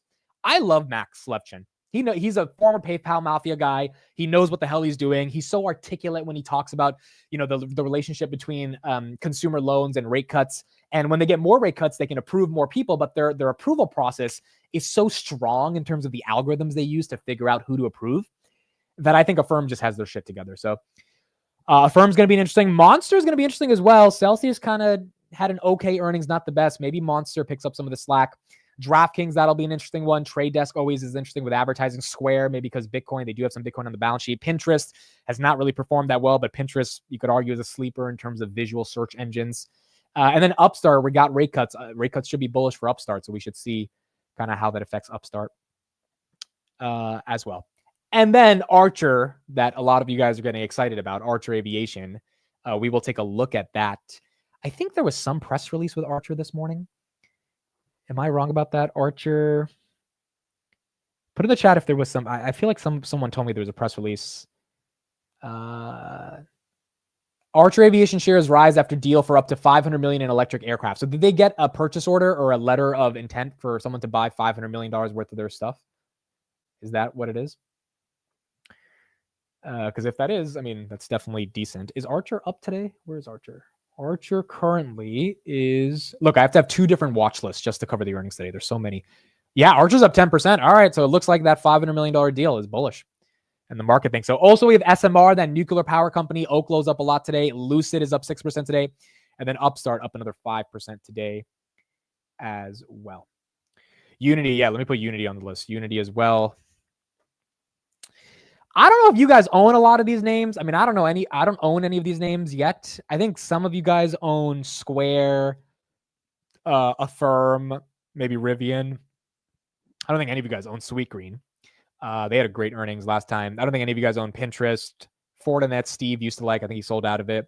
Trade Desk, Opendoor, that's an interesting one. Zillow did well today. So these are a lot of interesting names. Not sure how they're going to perform, but I think they should do okay. Steve owns everything. Yes, that's correct, Steve. Steve does own everything. I mean, what are your thoughts on Lucid? I don't understand why anyone would buy Lucid. And maybe Lucid goes up today, but I have no idea why you would buy Lucid when the Saudis are the only thing keeping them alive. Like, I just don't get it. I really don't. It just doesn't make a lot of sense to me. ANET, oh, that one's having earnings today as well. Is that Arista? Yeah, Arista Networks. Okay, let's put ANET on the list as well. Arista Networks up 1.42% on the day as well. So they will be having earnings later as well. So I don't know everything about all these stocks. I will try to do my best to give some commentary on these names. I mean, I think I know pretty much what all of them do, but I definitely have not listened to all their earnings calls. But there's a few of them I have, like Airbnb, Rivian. I was thinking of really buying Rivian at $10 in January. And if I did, I could have sold it at 18 after like 3 months, but I never ended up pulling the trigger. But you got Airbnb right here at 147.91 as well. What about the VIX? Yeah, let's look at the VIX today. Where is the VIX? VIX is down 6%. That's good. Less volatility is always good for the market. So you got VIX down and you got the S&P up almost another 1%. Yeah, dude, the S&P was up 2.4% yesterday, up another 1% today, 3.4% in the span of 2 days. Dude, the S&P averages like 9% a year. We're getting 33% of what the S&P averages in 48 hours. I mean, talk about momentum and the market getting ready to buy up these equities. Money market funds, do we have an update? We don't have an update. We should be getting an update probably in like 10 minutes. We should get an update probably in 10 minutes on what's happening with money market funds. All right, so let's listen to the Lyft CEO. He just did an interview on Bloomberg. Again, I don't own this name. I feel like I should have owned this name. It was at $10. He never ended up doing it. And the CEO is one of the reasons why. Let's listen to him for a couple minutes, see what he has to say. Maybe there's some juice here and something we can get out of why their stock is up 22%. Right now, we have about 17 minutes until madness, absolute madness starts at 4 p.m. In the job about 18 months, and I've been, I think, laser focused since day one. Customer obsession. Every time I come up, mean, David, come on. Yeah, so fair. It means we want to provide a level of service that is above and beyond anything you have any reason to expect. And right now, we're picking riders up faster than we've ever before. We have more drivers on the platform we ever have before. Drivers prefer us 12 points over the other guy, which is fantastic. Say the other guy's name. Come on. I'm not going to talk about those guys. I don't even know who you're talking about, really. I got a little confused there. But anyway, this is why I like this guy. This is why I like this guy, and I should have gone with my freaking gut and bought this damn stock at $10. Look at this. Like, he won't even say the name of Uber. Look at that, bro. That type of spunk you need in a CEO, and I feel like he has it, bro. I feel like he has it. To expect. And right now, we're picking riders up faster than we've ever before. We have more drivers on the platform we ever have before. Drivers prefer us 12 points over the other guy, which is fantastic. Say the other guy's name. Come on. I'm not going to talk about those guys. I don't even know who you're talking about, really. I got a little confused there. But anyway, he kind of sounds like Steve there a little bit. He kind of sounds like Steve. The point being that the better you do for your riders, the better you do for your drivers, the more people respond. And that's why we've got all the records that you're seeing. Just very quick. Detail, it matters when it comes to consumer behaviors, psychology. My research and understanding is that Lyft is very much the commuter space right now. Urban areas, San Francisco is one example where we are. Tell me more about that. Sure. So you're right, Monday to Friday, about half our rides are commute rides, which is enormous. Just think of the time people are saving, not having to drive themselves and so forth. We introduced something called Price Lock a while back, which allows people to lock in a price, get rid of surge pricing, which I'm no fan of, neither is anybody else. And that's had a great effect on commute because commute people take the same ride every day, but they don't like to see the price bounce around. So it's been a huge success. We've got about 200,000 people who've got a Price Lock pass right now. Keeps growing. Autonomous vehicles? Yeah. Okay, I want to have a really honest conversation about this. As you know, it's something that I work on every. So this is important because at the end of the day, even though I like Lyft, I mean, if Tesla puts all these companies out of business, might not matter. So let's see what his perspective is on this. Single day. Our colleagues at Bloomberg Intelligence, our research arm, say that you face disintermediation risk because you're small. You announced a partnership with Mobileye, which is a maker of sensors and system and a chip. I don't see it. I don't understand how that gets you to market with offering autonomous rides on your platform. Yeah, sure. Love the question. So first, I think AVs are going to be a huge accelerant, actually a TAM expander, addressable market expander for Lyft. Because I think what it's going to do is it's going to bring new product onto the platform that people are going to like. Some people are going to like being driven by a human. Some people are going to think being driven by a robot is pretty cool. Some use cases favor one or the other. So anyway, I think the hybrid future is what we're looking at over time. Now, Mobileye, they make the sensors. They make the tech. You probably have them in your car right now. Lane assist, smart cruise control, all that stuff. That's level 2. Level 4 is full self-driving. So imagine a world where Mobileye tech, which might show up in a Honda or a GM or a Ford or a Stellantis or a Volvo or a whatever, imagine that you can push a button saying, you know what, push this button, and your car is now available on the Lyft platform to pick people up and pick them up wherever they are, whatever. So it's a way to sort of, today, if you want to drive for Lyft, that means you're using your time and your car. Tomorrow, maybe you just use your car. We're getting somewhere now, because what you're describing is very similar to Elon Musk's vision for the Tesla proprietary app. Yeah. If you're a Tesla owner, you can submit your vehicle to the fleet. And when you're not using it, it works more like Airbnb than any other platform. But again, it's very hard for people to see the jump there. I'll let you answer, but Uber and Waymo, for example, is very tangible. You can summon a Waymo in those future markets next year, Austin and Atlanta. Yeah, where are we? Right, I got it. Well, so look, so we're doing both, right? So we just signed an agreement with May Mobility, which is also does full self-driving in Atlanta, and that'll be available next year. So that's fantastic. So that means if you want to have that experience, and by the way, we've given 130,000 rides in Las Vegas with a prior partner as well. So we've got some on-the-ground stuff going on, which is great. And I think it's really important. But I also think the future, where a lot of us, individuals, people who drive today, anyone who has a car, if it's a self-driving car, should also be able to be, put on the Lyft platform. By the way, I would extend that to Tesla as well. You use the word proprietary. I think that's right. There's no particular reason why, as a Tesla owner, you wouldn't want to necessarily participate on the Lyft platform too. So that's kind of the future we're trying to build towards. I mean, the stock's still up 29%. And so I guess the market believes this vision of the future. All right, so I don't really know what he's talking about here when it comes to all this FSD self-driving stuff. I got to dive deeper into his comments there and see if they make sense. I just like Lyft at $10 because I thought it was cheaper. Now at 20, the existential threat of if Tesla puts all these guys out of business, that is a threat that needs to be studied, and I don't know if the valuation is that attractive anymore. So I'll do some digging on Lyft. I'll see what they get. Again, I really don't care about Lyft as a business. I just felt like it was cheap at $10.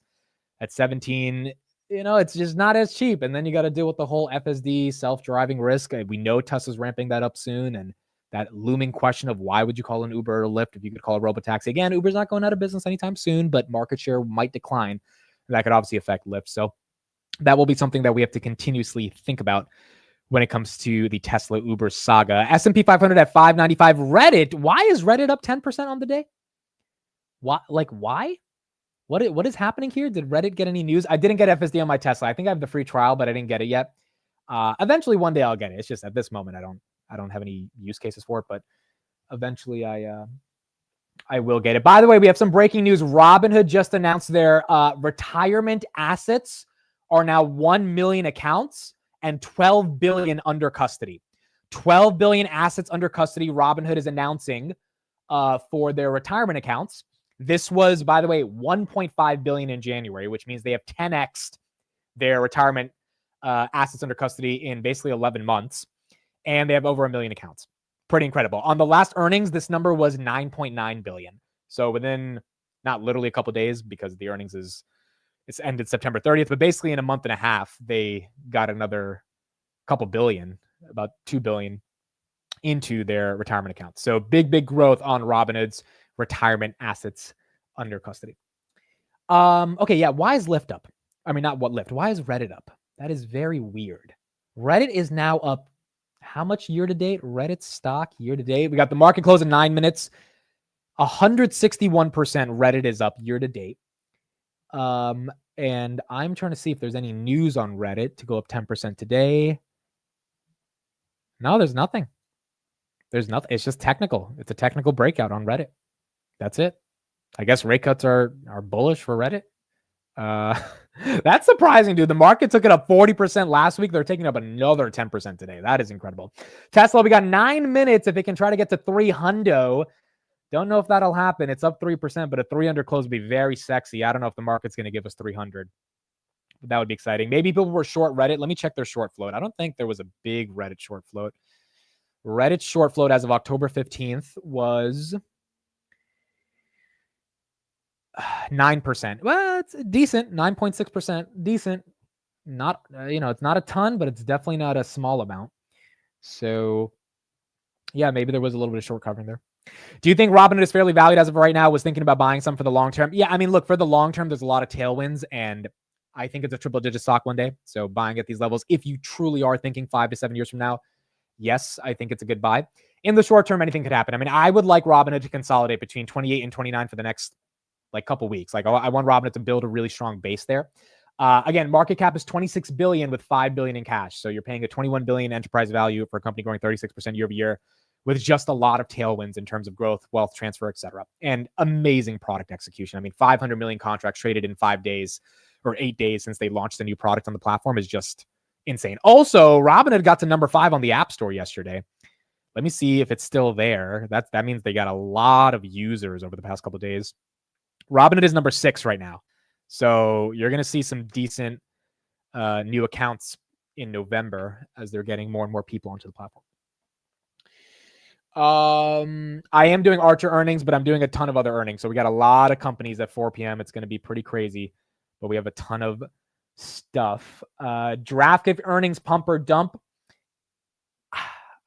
Which poll do we do pump or dump for today? There's like a billion companies that are reporting. On the poll, I currently have 82% of you said Jay Powell should not resign.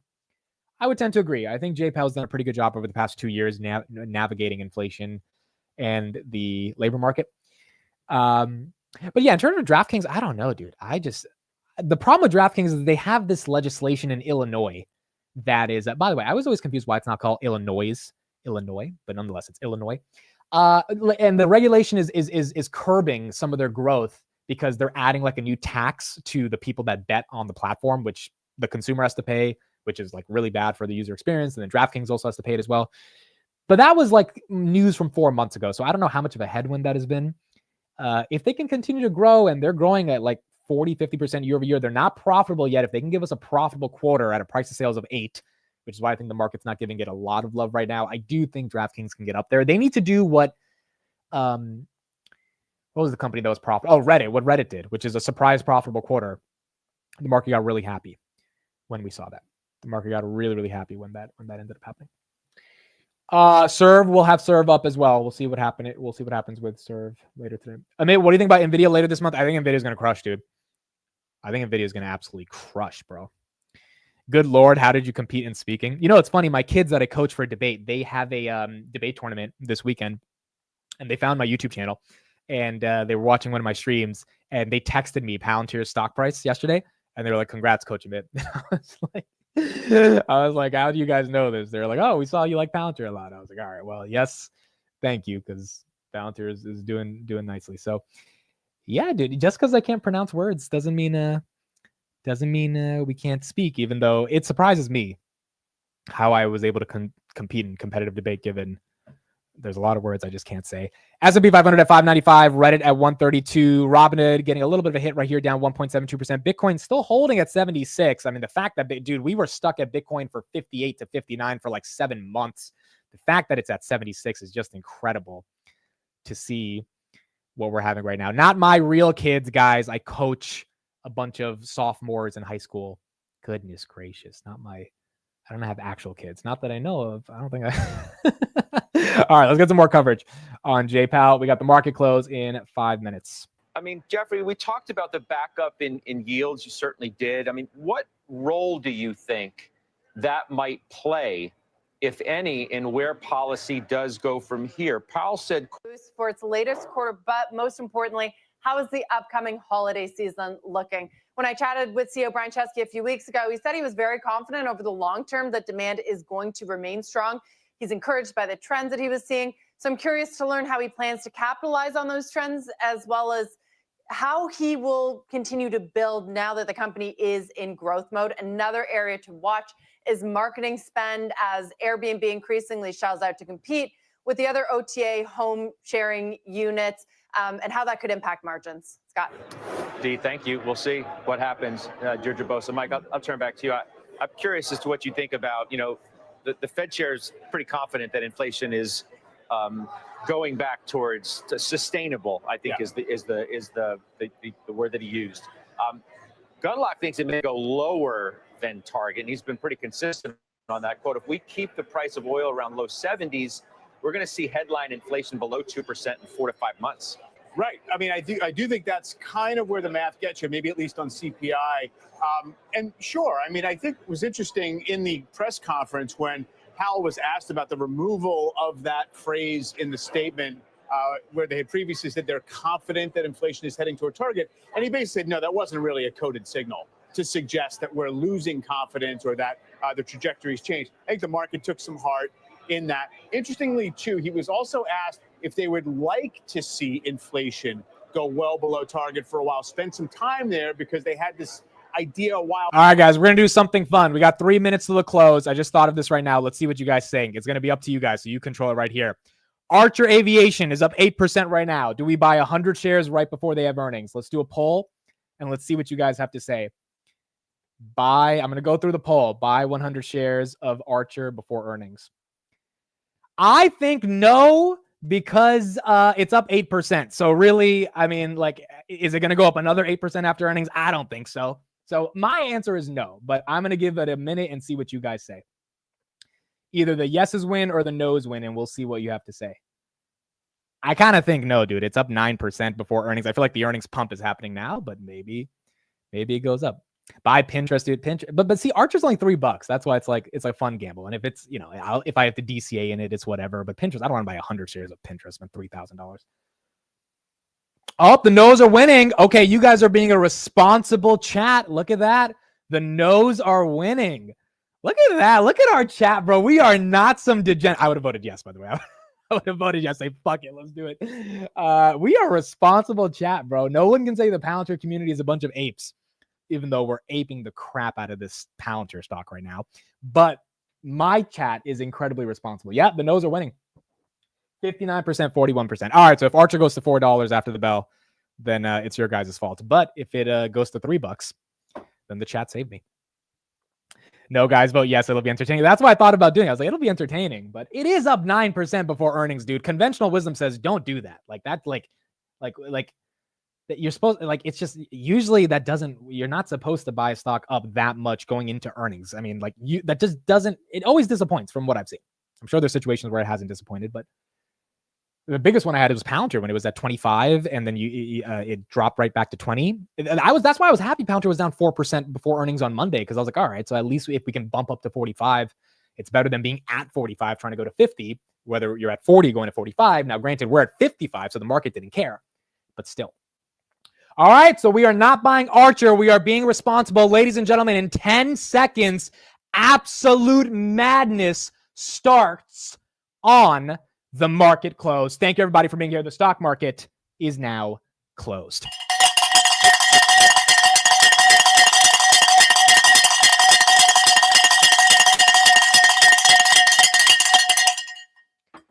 All right, here we go. Here we go. It is about to get pretty wild. So let me clear up a lot of these tabs, open up everything I need. We have the watch list all ready to go. So these are the watch lists. Real quick, how stocks closed. Let's go to that real quick. Tesla closed at 296.91. So it didn't get to 300, but still incredible day for Tesla. SoFi 1190. S&P 500 new all-time high 595.52. Snapchat was up 6% today, 1242.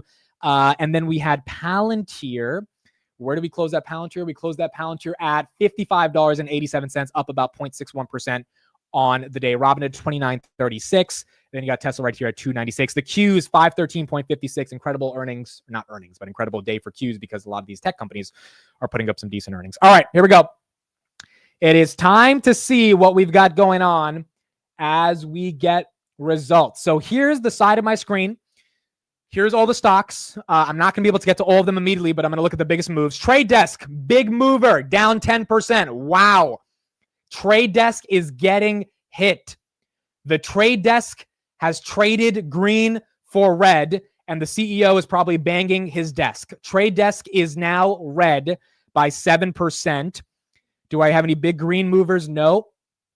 No big green movers. Let's see on the other sheet. No big green movers. We're going to get numbers for most companies probably in 5 minutes, but Trade Desk is the first one out. Recovering a little bit. It's down like 6%. Pinterest, down 3%. Pinterest kind of getting hit. Now Pinterest is flat. It got rid of that. That was a temporary reaction potentially, but Pinterest is now down 2%. Nothing else moving yet. Redfin is down 2%. Affirm is up 2%. DraftKings is up 1%. Airbnb is slightly down 1%. Oh, Airbnb is tanking. Oh, no. Airbnb is going down. Airbnb is down 4%. Airbnb is getting hit right here. Every time, bro, Airbnb on earnings. Remember last earnings, bro? They went from 130 to 111. Like every time. Now it's down 6%. All right, Airbnb and Trade Desk, they are completely getting smacked right here. Nope, now Airbnb is green. Now, wow, it went down. Wow, Airbnb went from down 6% to flat. Holy crap, dude. Do I have Square on the list? Yeah, Square's on the list. Square's up 0.5%. Square's up 0.5% right now. Okay, let me see if I can get those Trade Desk numbers. Those are big ones. Let's see if I can get that. Trade Desk numbers. Yeah, Trade Desk beat on the top and the bottom. Why are they down?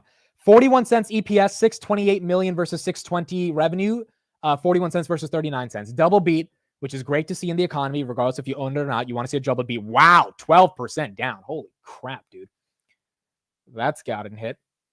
Airbnb's up. Are we up? Oh, that's nice. Airbnb is up 6%. So that initial reaction, either that was an algo or that was something someone didn't like and they dumped a crap ton of Airbnb. But the market overall is now happy. Airbnb up 7%. Airbnb, this is the first really good earnings reaction we've had on Airbnb in a while. If it holds up, it looks like it is. Up 8% on the day on Airbnb. Trade Desk now down 11%. Affirm is up 3%. DraftKings is up 1%. Rivian is flat. Monster, no movement. Unity is up 2%. Upstart's up 15%. Holy crap, dude. Upstart year to date was already doing crazy. Upstart was up 45% year to date. In the past 6 months, Upstart was up 127%. Today, it's up another 15%. I don't know how this stock finds a way to keep going up.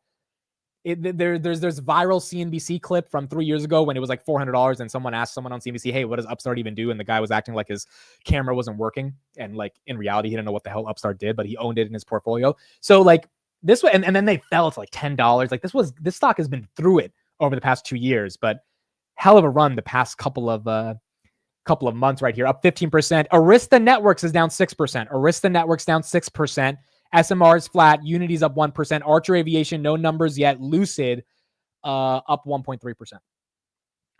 Fortinet is flat. Trade Desk is down 12%. And you got Airbnb now up 10% on the day. The market likes it for Airbnb. The market is giving it some momentum. Upstart is an AI play. That's what people have been saying for a while. But, I mean, there is some AI components to their lending algorithms, but I guess the market's thinking of it as an AI play. Yelp has earnings today. I didn't even know that. Yelp, does anyone even use Yelp anymore? Yelp is flat. Does anyone use Yelp at all, really? I don't use Yelp at all. Maybe I don't know. I don't use Yelp for reviews, but I guess this one is still out. Fortinet, okay, let me see. I think Fortinet's flat. We still don't have numbers for a lot of these names. Once I get numbers, I'll show them to you. Fortinet's numbers. Yep, we're up 7% on Fortinet. We are up on Fortinet. Okay, Airbnb numbers are out. We missed on earnings per share, 213 versus 215, slight miss. That's probably why it tanked 7% initially. Revenue, 3.732 billion versus 3.72. So slight beat on revenue, a miss on EPS. And we don't have any other numbers yet besides Airbnb and Trade Desk. Arista Networks, those are out. 240 EPS versus 208. That's a beat. 1.8 billion versus 1.7 billion. That's a beat on revenue. Airbnb, Fortinet's up 2.7%. Arista, for some reason, now Arista's up. Arista was down 7%. Now it's up 5%. This market's being a little emotional right now because it is having crazy swings back and forth. Unity is down 3%. Unity is down 3%. Toast, this is a fintech. They're up 14%. Toast is not Toast right now. Toast is up 14%, getting some love. Rivian's up 1%. Square is down 7%. Not sure why that's down, but we'll try to get some numbers on Square. But Square is getting hit. Pinterest, is Pinterest also down?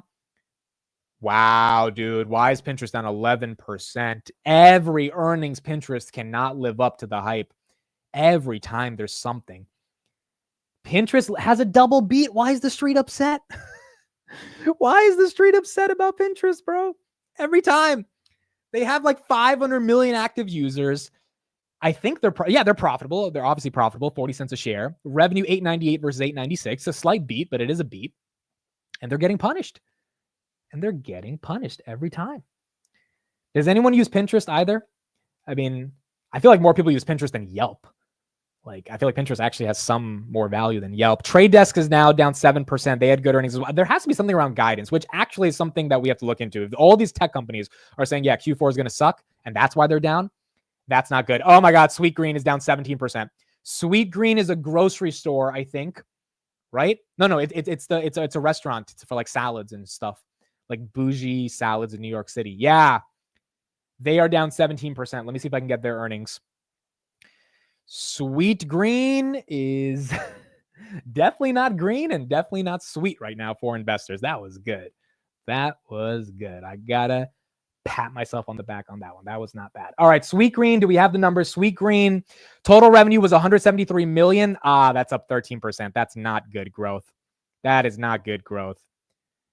13% revenue growth when Texas Roadhouse and Cheesecake Factory are growing 20%. Like, that's not the best growth. Same store sales up 6%. They are profitable, which is okay, but yeah, the market doesn't like that at all. Billings is up 1%. Open Door is up 10%. Open Door was $1.87. I feel like it had nowhere to go but up if it had good numbers. Open Door's up. Redfin's down 18%. Holy shit, dude. Amit, check Lucid. Where's Lucid? Do we have any love on Lucid? Lucid is up 7%. Okay, that's fine, dude. I mean, Lucid goes up and down and it stays between $1 and $5, and it's been like that for the past couple of years. So at least the market is happy with the results. But Lucid right here up about 8%. SMR is up 1%. Archer is up 0.5%. Unity's up 9% now. So Unity went from down 3% to up 10%. Upstart's up 10%. Arista's up 5%. Yelp is up 5%. And Sweet Greens is down 20%. Market's not satisfied with restaurants that are not really growing. Square's getting hit as well. Yeah, Square's getting hit bad. Let me see if I can try to get the Square numbers. Square's getting hit. All right, we have Rivian earnings. Let's get to Rivian. We have Rivian. It looks like Rivian missed. Give me 1 second. We'll check the stock on Rivian, but it looks like they might have missed. We also have Expedia and Airbnb. Okay, so let's do a bunch of these all at once and go through them. Hey, Morgan, those shares are popping up nearly 12%. It was a little volatile at first. Shares were initially down as much as 5%, but turning that around very quickly. It is a miss on the bottom line. EPS coming in a cent short, $2.13 versus $2.14. It is a beat on the top line. Revenue at $3.73 billion versus $3.72 billion. We'll call that in line. Gross booking values, nights and experiences, EBITDA for the quarter, all above street expectations. This is key outlook. Q4 revenue, it's midpoint from the company, $2.42 billion. That is right in line with the street's estimate. This is probably what is powering the stock higher. Also some commentary from the company, encouraged by a better outlook in demand. The company saying that some of the weakness that they saw earlier in the year has normalized. That really spooked investors last quarter. And Airbnb has been an underperformer all year. So making up for some lost ground here, shares still up well over 10%. Back to you. Deirdre Bosa, thank you. Expedia earnings, as we stick with travel here, are out. And Seema Modi Axon is up 15% right now, folks. Axon is up 15%. has those numbers. Seema. Hey, Morgan, Expedia's third quarter results are out, and while earnings per share of $6.13 came in 9 cents above street estimates, room nights of 97.4 million above the forecast of 96.08 million. Revenue did come in a little light at $4.06 billion. Estimate was for $4.11. CFO Julie Whalen is stepping down as chief financial officer. She will also leave the board of Expedia. This is the first leadership change under the new CEO, Aryan Gorin, who became CEO of the online travel giant earlier. Affirm had a double beat. They're down 5% because they're not profitable. I think that's why Affirm's down. I think the street really thought they would be profitable, and they're not profitable yet. So I think they're going to get there probably by the end of the year. They were talking about that on the earnings call in August, but that's why Affirm, I think, is down 5% right now.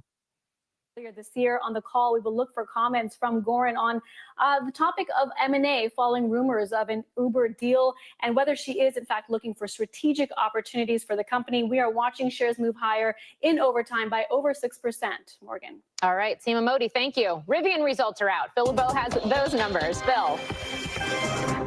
Morgan, this is a miss on the top and bottom line for Rivian, the company losing 99 cents. Rivian is now down 3%. share in the third quarter, 7 cents worse than the street was expecting. Revenue coming in at $874 million, shy of the $990 million that analysts were expecting. Loss per vehicle, this is not good. It's trending in the wrong direction. In the third quarter, Rivian lost $39,130 per vehicle. That is almost $9,000 worse than what the loss was in the third quarter of last year. Holy crap. So they're losing $9,000 more than what they lost last year. Dude, this I know Tesla, people might not love the valuation, but this is not good for a company trying to survive and get to profitability. Gross profit, negative $392 million versus negative $477 million in the third quarter of last year. Net loss of $1.1 billion compared to a net loss of $1.36 billion Q3 of last year. Liquidity stands at $8.1 billion. Compare that with the end of the second quarter when it stood at $9.17 billion.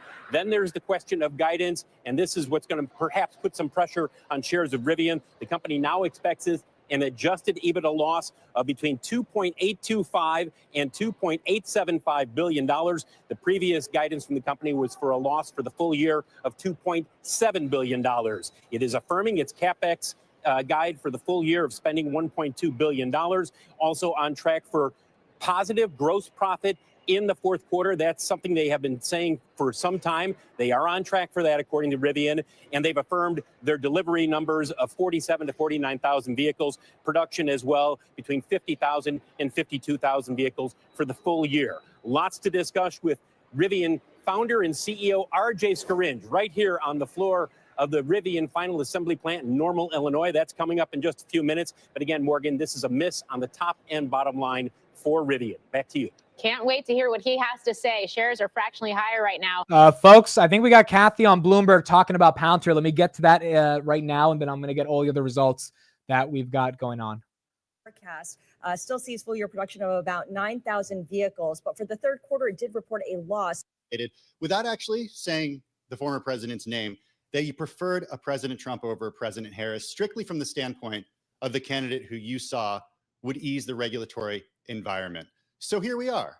What does another Trump administration mean for you and the companies that ARK invests in? Let's see if she mentions Tesla here. I'm getting all the other results. We'll get back to earnings in like 2 minutes. Okay, well, thank you for having me on your show, Tim. Yes, regulation, critical. I think the regulations that have been creeping into the system, actually, they started to creep in. They've just flooded the system and really gummed it up. So the biggest regulatory issues have been around the SEC, especially when it comes to digital assets or crypto. Okay, so we'll go back to that because she's going to be talking about that for a while. So we'll get that after earnings. I'm sure she'll have stuff to say. We have some more earnings right now. I believe she is discussing Tesla and Palantir, so we'll get to that in a second. Let's keep going with some earnings, and I'll get some more numbers here right now. Phil, thank you. We've got Pinterest earnings out, and Julia Borston has those numbers. Hi, Julia.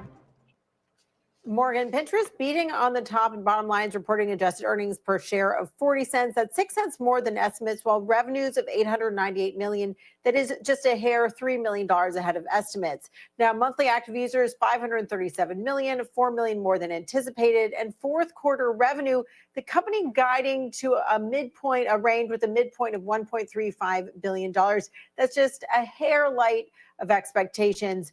Bill Reddy's saying in the release, quote, our AI investments are driving results by powering better personalized experiences and greater performance for advertisers. But I need to just flag the fact that the stock is now down nearly 12%. And we believe this is likely on the operating expense guidance. The company is saying it expects fourth quarter non-GAAP operating expenses to be in the range of $495 million to $510 million. That represents 11 to 14% growth year over year, and also more. Okay, we'll get back to Pinterest, but we got 2 stocks that are tanking right now, or 3 of them actually. So DraftKings, what the heck did DraftKings say to be down 18%? What is going on with that? That is not good. Have no idea why DraftKings is acting like that. I'm going to try to get those numbers in a second. Again, Affirm is down because they're not profitable. We'll get Square results in a little bit, but DraftKings is getting demolished right here.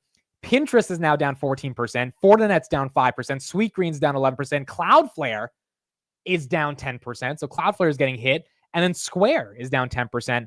Affirm down 6%. DraftKings down 15%. Rivian is flat. Airbnb barely. I mean, it's up 5%, but it was up 8%. So it's giving back some of their gains. And then Monster Energy Drink is also down 3%. Let me check Celsius real quick. Celsius, based on these results, is up slightly after hours, given Monster is down. Some pretty violent red moves today. Today, we are seeing a lot of red. I don't know. It's because a lot of these stocks went up after Trump got elected, and they just kind of couldn't live up to the hype on their numbers, which is kind of fair because if they went up for Trump, but the earnings weren't good, then they deserve to come back down. That's reasonable. Or these companies are actually struggling right now, which is some of the stuff that we're seeing. Serve is down 14%. Serve Robotics. Let me see if I have that on the list. Serve Robotics is indeed down 14%. Serve is getting hit. Serve is absolutely getting hit.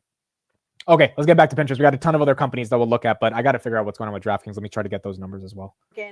After we saw Q3 beat, especially on the bottom line, the question is why there isn't stronger guidance for Q4. But it really seems to be the expenses weighing on that stock right now. Yeah, AI-related expenses and investments. We've seen what that's done across the tech space.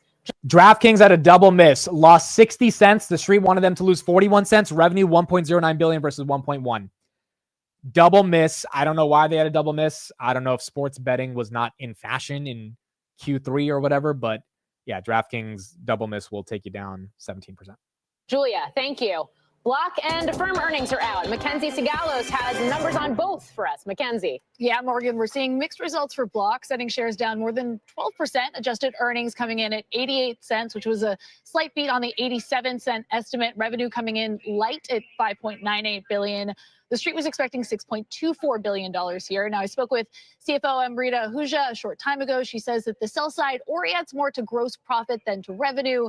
She pointed to the company's 19% gross profit growth and record quarterly profitability. Now, a key metric that the street was watching out for, gross payment volume. That was a miss, coming in at $62.4 billion versus a street estimate of $64.3 billion. But the bigger picture here is that the company is overcoming shortfalls in GPV with tighter cost controls and improving cost structure, which is buoying profits and gross profits. As for guidance, the company says that it expects strong gross profit growth in 2025 of at least 15%. Now, Affirm shares also moving lower this hour, about 4% down after reporting a beat on both the top and bottom line. The company posting a 31-cent per share loss versus that's 4 cents less than what analysts were projecting here. Revenue coming in ahead of estimates at $698 million versus the $664 million it was expected. Gross merchandise volume, which really helps gauge the total value of transactions, accelerated 35% from a year ago, beating expectations.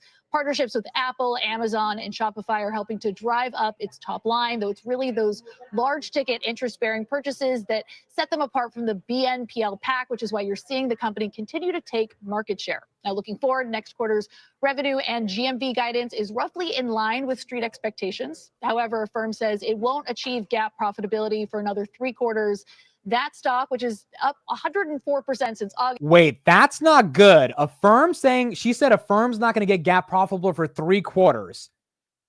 That is not what I heard on the earnings from August. What I heard is that it's coming by the end of the year. So, I mean, look, it's only down 4%. I mean, it was up a lot going into this, but that is actually not consistent, or maybe I listened to it wrong, but I thought Affirm was going to be profitable this year. 3 quarters is a lot of more time to wait. If the growth is there, then it doesn't matter, I guess. The market's going to overlook it, but that's not the best. Also, money market funds, guys, increased by $80 billion. $80 billion ending the week November 6th. So yesterday, went into money market funds. We now have the highest in history at $6.59 trillion. This kind of makes sense because maybe people were afraid of the election. So it actually makes some sense. But Trump got elected on November 4th. So we had a couple days for people to take money out, knowing there was a rate cut coming, which just happened now. But it looks like people are still scared.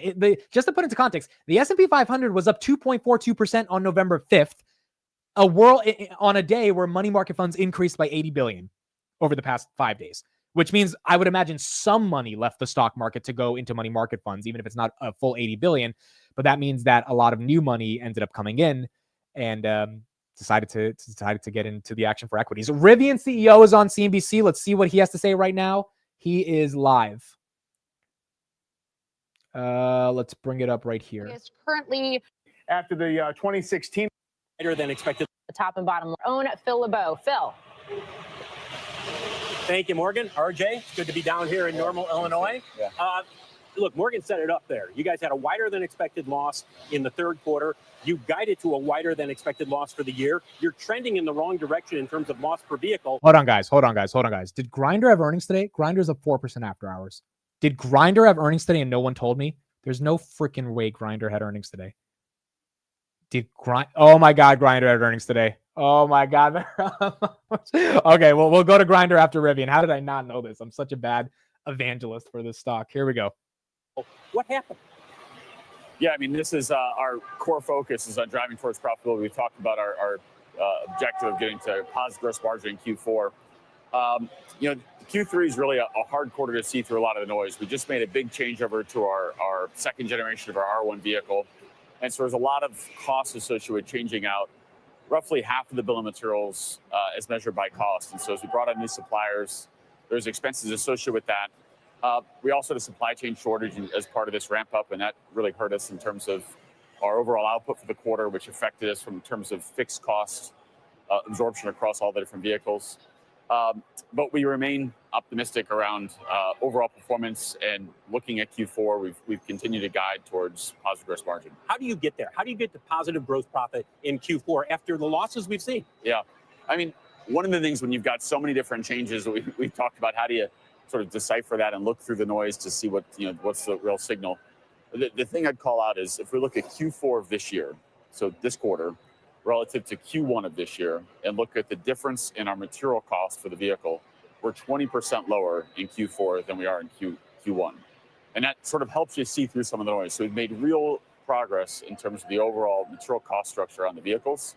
And then, of course, we're continuing to drive efficiency improvements into the plant. We're continuing to drive progress in terms of the quality of the plant and the hours per unit. RJ, it's great to have you on the show. I'm going to ask you the policy question because we just came through this election. We know President-elect Trump on the campaign trail has been very vocal about scaling back the IRA subsidies to the extent that he can. But the flip side of that is he also Big question here. Let's see what he says about Trump and these EV subsidies. as one of the EV pioneers, Tesla's Elon Musk in the mix with the administration. So what do you expect to happen where the EV investing environment and those subsidies are concerned? Yeah, I mean, as we think about developing our future products and even our existing products, the most important thing we can do is make sure that the vehicles themselves are really exciting. They have great features, the performance, the capabilities, the value proposition is really strong. And so as we look forward, we're excited to work with the new administration. But really our focus is making sure the vehicles really compel customers to make the switch from internal combustion into electrification. RJ, you are going to still haven't closed your joint venture with Volkswagen, worth up to $5 billion. Do you have the capital right now to get to R2 production in 2026? Yeah, we've said before, for us, the joint venture is something we're really excited about. We've got a really great relationship we built, across the various levels within Volkswagen, but importantly between myself and the CEO of Volkswagen Group as well. And so that relationship we're excited to see come together in the fourth quarter and be able to announce that. But with that relationship in place, plus the $6.7 billion of cash we have on hand today, that funds us not just for the launch of R2 here in Normal, but it funds the build of the R2 platform, which underpins both R2 and R3 in our Georgia facility and takes us to positive free cash flow. Thank you, RJ. Morgan, I'll send it back to you. All right, RJ Scringe, thank you. And to our Phil LeBeau. Are you guys convinced? Was that interesting enough to get out of the Trump EV subsidy issues? I mean, look, the big thing for me is that the fact that they're losing $9,000 a car extra from last year is they're struggling right now. And I think they can get a way out of it, but there's got to be increased growth at some level. And forget growth, increased operational efficiency, which people don't give Tesla enough credit for the vertical integration, the supply chains that they have to actually be able to make those vehicles in a profitable way. Tesla, by the way, lowered their COGS to the lowest ever at 31,500 last quarter. So It just is a testament to how efficient Tesla ultimately is. Toast is up 30% after the bell. Trade Desk is down 8%. Pinterest is down 15%. Fortinet's down 5%. Cloudflare is down 10%. Square is down 9%. Redfin's down 15%. Affirm is down 5%. DraftKings recovered. It was down 15%. Now it's down 5%. Rivian's actually green. I guess whatever RJ said got some people excited on CNBC. Rivian's green. Airbnb. Oh my God. Airbnb gave away all of its gains. Wow, Airbnb. Wow. That is just every time, dude. Airbnb cannot get the street to show at any level. It went from 167 to 147. This is the hard part about owning this name, even though for the long term, I don't think Airbnb is going anywhere. So it's one of those names you got to be patient with as they increase free cash flow over the next decade. Archer Aviation should be soon. Archer's up 3%. I think we get numbers from them like really soon. And we'll see what Archer had to say on their earnings. No answers yet, or no numbers yet, but it's coming pretty soon. DraftKings was a double miss. Yeah, it was a bad double miss too. DraftKings was a bad double miss. Okay, Grindr, real quick while we're waiting for Archer. So Grindr shares currently after hours are up 5%, $15.48 on Grindr. What did Grindr report? 27% revenue growth, 89 million of revenue, net income of 25 million. I don't know if this is their first profitable quarter, but it might be like their second or third, but they are profitable. And then they raised their guidance to 29% year-over-year growth. CEO Grindr delivered another quarter of strong performance across all key financial and user metrics, enabling us to raise our revenue outlook. We have made great progress this year in making our app experience better and introducing compelling products and features that address user intent. By staying focused on our users, we expect to continue momentum in 2025. Revenue growth is sending that stock higher, about 5% right now for Grindr. Okay, cool. So Grindr getting some love. Archer Aviation, that's the one we're looking for. Archer should be up pretty soon. DraftKings did have a double miss. Toast, I think, had a double beat, up 25% right now. SMR, that nuclear power company, they're down 5%. Lucid's up 8%. Axon Enterprises up 12%. Expedia, good quarter, up 5%. Serve Robotics down 9%. Arista Networks down 9%. Unity's up 6%. Upstart's up 20%. Upstart leading the way as well as one of the top gainers for today. And then Archer right here up 3%. Just under Toast, that's leading at 25%. Archer right here up 3%. CrowdStrike did a great, dude. CrowdStrike had a great day. CrowdStrike is not going anywhere. CrowdStrike had a phenomenal day and looks like they had a pretty good dip. That was an opportunity back in August. I am not a Grindr shareholder because I really don't like the valuation, but I think the street's kind of, dude, honest. I mean, we can talk about this more later, but I think they have a monopoly. I really do. And I think the street is seeing increasing revenue growth. They're profitable and they're like, okay, so this is not Tinder. This is not Hinge. This is a company that actually can grow in a segment where people have money to spend, aka gay men. So let's buy the stock. I think that's what's kind of happening here. Here's Cloudflare earnings and see what's going on here. 2 cents at 20 cents per share X items. Revenue were also ahead of estimates at $430 million, but fourth quarter revenue guidance was below estimates. So tomorrow, we're going to learn more about this. Don't miss Overtime's exclusive interview with Cloudflare CEO Matthew Prince. That kicks off. Alrighty. Market and the fact that it's Okay, so that was Cloudflare down 9%. When does Archer? Oh, 4:30. It should be right now. Archer should literally be right now. Archer, I got it. What is this 1945 website that I landed on, dude? What is going on here? What is this, bro? Where's the real press release, dude? How did I get here? Archer IR. Maybe it's on their website. Oh, I got it. Here we go. Okay, here we go. Archer announces third quarter 2024 results. Manufacturing facility set for completion in the coming weeks, focusing on going into 2025 is building piloted type design aircraft for using and testing in early commercial deployment. Over the past 6 years, quote from the CEO, we have established the foundation to allow Archer to seamlessly transition from concept to commercialization. As we enter into the final stretch of bringing Midnight to market, our strategy is paying off in form of strong certification progress. The eVTOL industry's most mature, scalable manufacturing facility in the U.S. and launch plans that are solidifying in the U.S. and abroad. We believe we are in the strongest position in the industry to lead the transition to commercialization. Weird press release, dude. Like, they don't have the revenue number at top, the EBITDA margin. They have a quote and then they have a bunch of paragraphs that I don't care about. I want to see the actual numbers.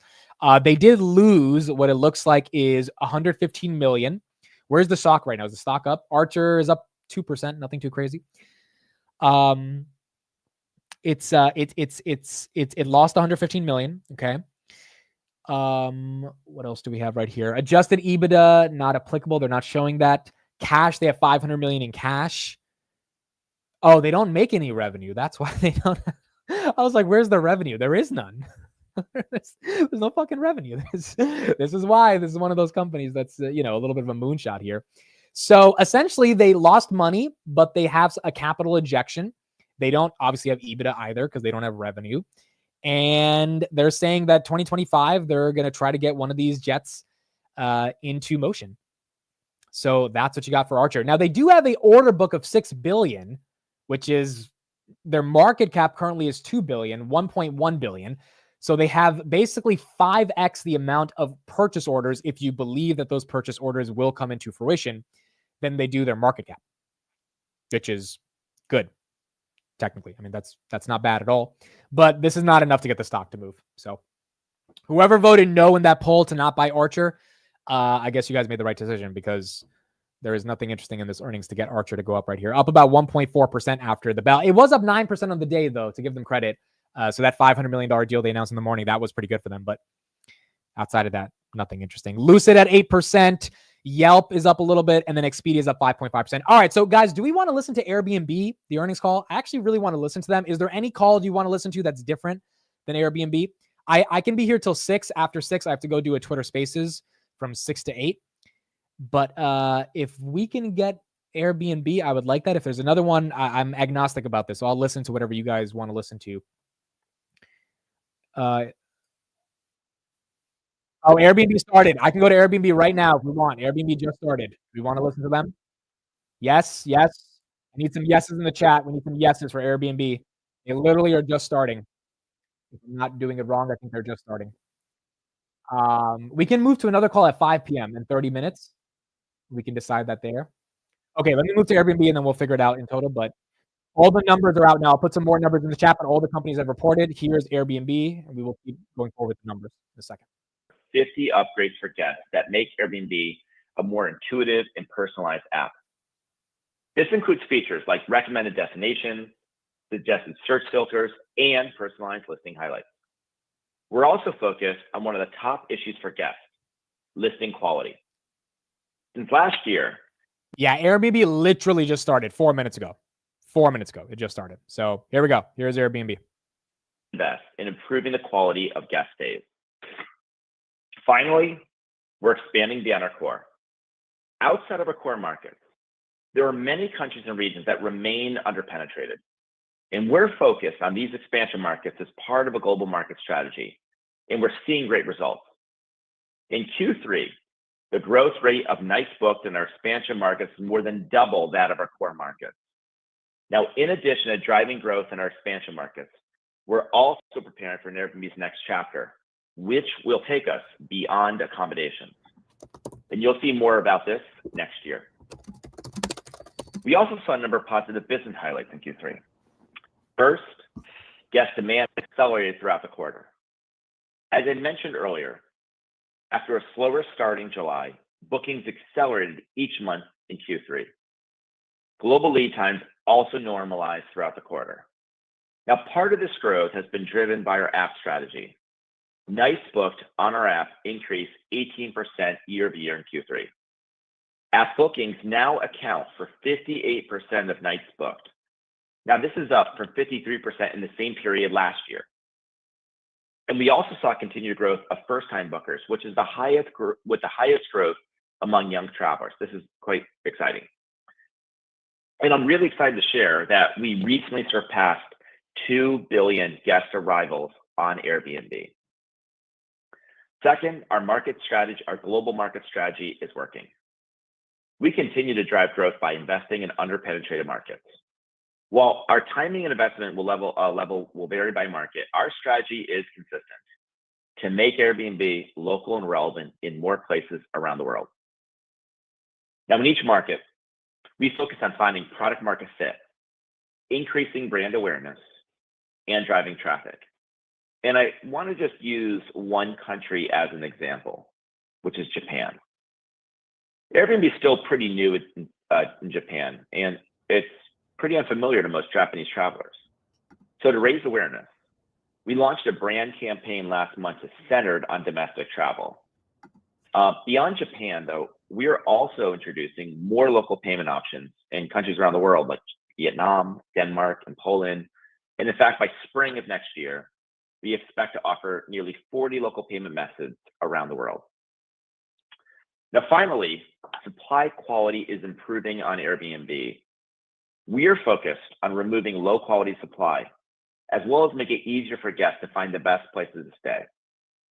I shared that we removed over 300,000 listings last year, and we're already seeing this pay off.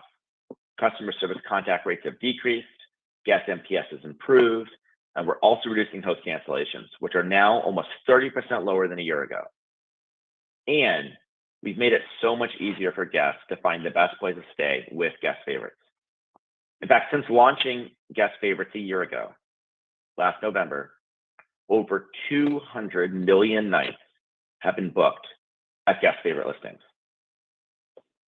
All right, next I want to share briefly some highlights from our 2024 winter release, which was last month on October 16th. Starting with the co-host network. We know that hosting Airbnb is one of the best ways to make money from your home, but not everyone has the time to host. So that's why we introduced Co-host Network, an easy way for people to find the best, to find and hire the best local co-hosts to manage their Airbnb. Co-hosts offer personalized support for a host needs, everything from setting up your listing to manage your bookings and communicating with guests. These are a super experienced host with an exceptional track record. 73% are super hosts and 84% manage a guest favorite. Now, when we announced this on October 16th, we launched the Co-host Network with 10,000 co-hosts across 10 countries. And in the 3 weeks since we launched, we've already received interest from over 20,000 potential new co-hosts. This is huge. This is way bigger than we were expecting. Now, by making co-hosting easier, we really believe that Co-host Network will allow us to unlock even more high-quality supply. And we also introduced 50 upgrades for guests that make Airbnb a more intuitive and personalized app. And some of the features include a personalized welcome tour of the app for first-time guests, suggested destinations. When guests tap the search bar, we'll recommend locations on their search and booking history, and personalized listing highlights. So when a guest views a listing, we will highlight the details that are relevant to their search. And there are dozens of new features just like these. This is quite literally the beginning of a more personalized Airbnb. I'm not going to lie. Brian Chesky is really boring and he's talking really slow. I'm not the most impressed by his opening. It's pretty boring, dude. I'm not going to lie. Here, nights and experiences booked accelerated throughout the quarter, returning to double-digit growth by the end of Q3.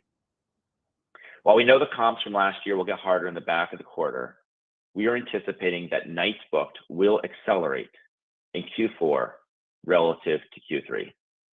So with that, Ellie and I look forward to answering your questions. All right. At least we got to Q&A. No reading off financial. At this time, I'd like to remind everyone, in order to ask a question, press star, then the number 1 on your telephone keypad. Our first question comes from the line of Richard Clark with Bernstein. Your line is open. Hi, good afternoon. Thanks for taking my questions. Just a question on supply. It looks like you've stopped sort of giving us the year-on-year supply growth, I guess, because of the removals. So just any color on what's happening to maybe gross supply growth and whether the removals you're doing and the additions you're doing are seeing any meaningful shift towards professional hosts as you go through that process or co-listed supply. And then maybe any color on whether this co-hosting is unlocking supply yet. You talked about adding co-hosts, but are you getting additional supply due to the co-hosting initiative? Yeah, thanks, Richard. Let me talk a little bit about what we've seen on supply. As you've probably noted, our initiatives around supply have really morphed over the last 12 months. We continue to focus on growing our overall supply base, but we incrementally are focused on making sure that we are delivering very high quality levels of supply across the world to our guests. And the two important features that we've done to drive quality are obviously the introduction of guest favorites a year ago, and then second, the removals that you called out over the last 12 months. And the interesting thing is we've seen what we've hoped to have seen from these quality initiatives. In particular, what we see is that based on encouraging our guests to use guest favorites and taking down those listings that we believe do not meet our quality expectations or those of our guests, what we see is that the average rating of our stays goes up, the incident rates go down, and customer service contacts go down as well. So we're seeing the intended impact of those quality efforts, which we believe, one, improves the guest experience, second, allows for improvements of rebooking rates over time, and third, more broadly increases booking confidence around Airbnb. To the specific question in terms of what has happened to supply growth, it continues to be strong, and in Q3, we continue to see supply growth exceed demand by a couple of points. So it continues to be very healthy, but again, the focus more recently has been on incrementally raising the quality bar on Airbnb, not just adding more supply to the platform. Brian, do you want to talk about co-hosting, or would you like me to take that as well? Yeah, I can take that. Well, Richard, this is a great question. You know, Airbnb, I think we're just scratching the surface of how big this company could become. And the growth rate of demand is going to fall probably in line with the growth rate of supply. And so one of the questions we had was, well, how do we get millions more listings in Airbnb? And how do we not just get millions of property managed listings? How do we get millions of regular everyday people to put their homes in Airbnb? Well, we're doing obviously a lot of research, and we've asked people, and we learned two things. The first thing we learned is that people are very interested in making extra money on the home they already have. It makes sense. They pay for this asset. They can make tens of thousands of dollars a year. Why wouldn't you want to put on Airbnb? But the second thing we learned was that the number one reason people don't host is because a lot of people say they don't have the time. And so that's why we asked ourselves, well, what if we could match people with homes that don't have time with people that have extra time but don't have homes? The Venn diagram would potentially unlock millions more listings. And the best part of all was this would be an alternative to some of the third-party property management companies if you want to have one of the best hosts in Airbnb. And the average 5-star rating for co-host in Airbnb is significantly higher than the average rating of a third-party property manager. So that's what we did with the co-host network. Now, we started with 10,000 co-hosts. We have 20,000 people that have applied in the 3 weeks since. And this is going to be something that we're going to be focusing on in the coming years to come. But to answer your question very directly, Richard, not only would this unlock more supply, I think in the coming years, this can unlock millions of listings. I think that the vast majority of them are going to be everyday people that are going to list exclusively on Airbnb. All right, guys, we're gonna end that call right there. I'm sorry, dude. It's just I expected Airbnb. It's one of the sexy companies out there for that to be more interesting. That's just hard to get through. But let's go to some other stuff. We got 15 minutes. We'll figure out another call to listen to in 15 minutes. If you really want to listen to Airbnb, you can go on their investors page. I'm sure there's other YouTube streams with it, but dude, that was bad, bro. That was like really bad. That was just not fun. Here's Max Lepchin, a Fomc CEO, on CNBC. You guys saying CleanSpark's halted? Why is CleanSpark halted? Yeah, CleanSpark's halted. Okay, let me investigate. Not sure why that's halted, but that's halted. This was a beat and raise quarter for you, and gross merchandise volumes were up 35%. Revenue, perhaps even more interestingly, up 41%. Walk me through what you're seeing across the business right now. We're firing on all pistons. It's, I cannot be happier and prouder of the team. We just really nailed it this quarter. Probably maybe more exciting to me at the product level. We're touching 20 million active consumers. We're over 5.1 transactions per user. So every part of the ecosystem we build is just growing and growing and growing. We're very excited about the future. We are starting to roll out the Visa Flexible Credential card functionality. So just many things are happening. We just rolled out. I'm back from London. If I look sleep deprived, that's because I was there to launch our expansion across the Atlantic. So many things are going really well. Excited to deliver a beat and raise and just looking forward to declaring ourselves GAAP operating and positive in a couple of quarters. So let's talk a little bit about that expansion too then, because in the U.S. you're continuing to take market share. You are the largest buy now, pay later player in the U.S. What does... Yeah, CleanSpark's halted for news. So in like, I would say at least 5 to 10 minutes, we should be getting news on CleanSpark for something. And that's why they're halted. International enable, especially as you do continue on this path towards profitability? Just more opportunity. Everywhere we go, we see demand for our product. One of the more maybe surprising, unsurprising takeaways from my conversations in London was just how delighted merchants there, not just our merchants in the US, we plan to bring with us to UK, but local merchants, pure UK players saying, we can't wait for you guys to be as widely available as possible, because the need for these longer term, better underwritten, higher quality, consumer-friendly transactions is just not met. We're excited to bring it there. And then in the US, you're right, we are the largest player. We accelerated. We used to be about 32%, we estimate, of the total pure play BNPL space. We're now 34%, and we're more than half the revenue of the entire industry in the US. As you're talking, the stock's turning higher. It's now at 2% right now. Still no news on CleanSpark. Not sure. Maybe it's an acquisition. Maybe it's also dilution. It could be negative. I don't know, but that isn't. Yeah, you're true. Ricardo, you're right. CleanSpark's never halted because of dilution. They usually just do it. That's interesting. I'm very curious what they're about to say in terms of news. I know you have these partnerships with Amazon, with Apple, with Shopify. That's helping to drive your growth. JP Morgan, though, in their most recent analyst note, talks about the fact that Affirm is more tied to discretionary spend. I wonder whether that's actually, in fact, true when I do see revenue numbers that are higher than volume numbers. And if so, what you are seeing in terms of the health of the consumer right now.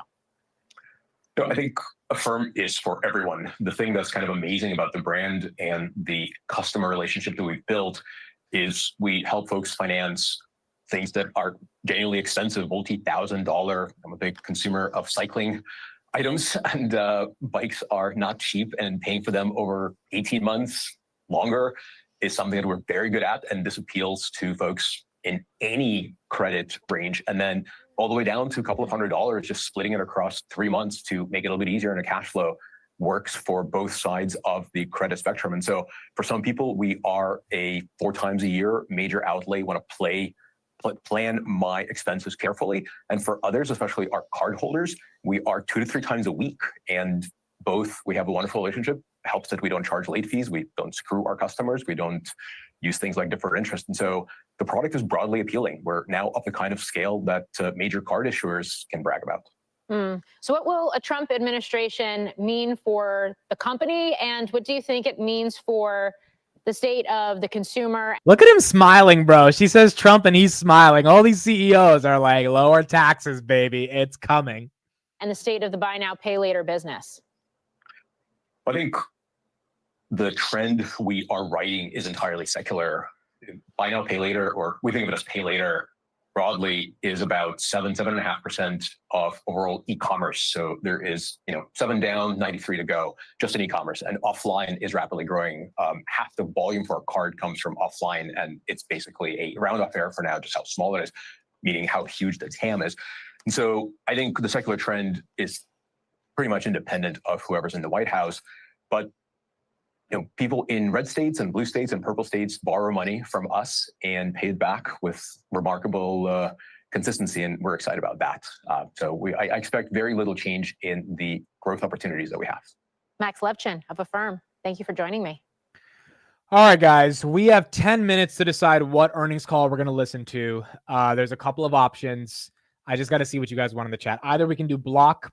I've listened to Block before. It's not really that exciting. It's going to be kind of boring in my opinion, but we could do Block. We can do Grindr. It's up to you guys. Grindr is at 5 p.m. So in 9 minutes, we can do Grindr if people want to listen to that. If not, that's fine. Archer is also at 5 p.m. And then I think Pinterest, by the way, no CleanSpark news yet. Pinterest, let me see if Pinterest is at 5 p.m. Pinterest is going to be boring though, dude. There's nothing.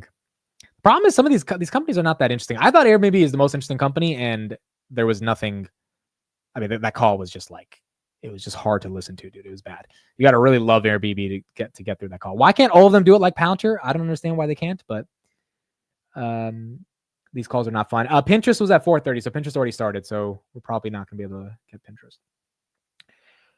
I think Archer's getting the most hits. All right, so I think we do Archer. If you guys really want Block, you can look it up. I can put the link here. But Block is boring, dude, because, dude, at the end of the day, all they have is Cash App, bro. And I know there's more to that, but like I've never understood Block ever. I just never got it.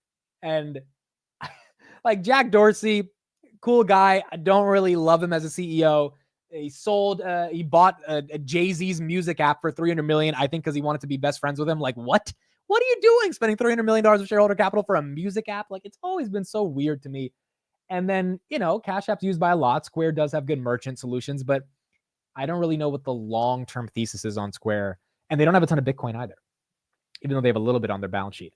And Square is not the place people go to, or Block's not the place people go to like exchange Bitcoin. It's either Coinbase or, it's not it's an exchange to an extent, but people don't really buy Bitcoin on Cash App. So I've just never fully understood how good it is. Now, Cash App is a huge app, #1 top selling app in the App Store by downloads, but like it's just one part of the business that, is not that exciting to me. Okay, CleanSpark is not moving yet. We still don't have any news on CleanSpark. Everyone's waiting, holding their breath on this one. Imagine CleanSpark said they were like gifted a ton of Bitcoin by somebody and now they have more Bitcoin on their balance sheet or something. We'll have to see for CleanSpark. But yeah, dude, for Block, I really don't fully get it. Even though I think they will do well long term, I just don't see the current thesis. I think Archer. All right, so Archer, we're gonna do Archer then at 5 p.m. We're gonna do Archer. We can't make everyone happy here, but Archer, it seems like, is the most that you guys want to see. I think there's like 10 comments for Grinder, but I think the far majority of you do not want to listen to Grinder, which is okay. So Archer is what we would will listen for this.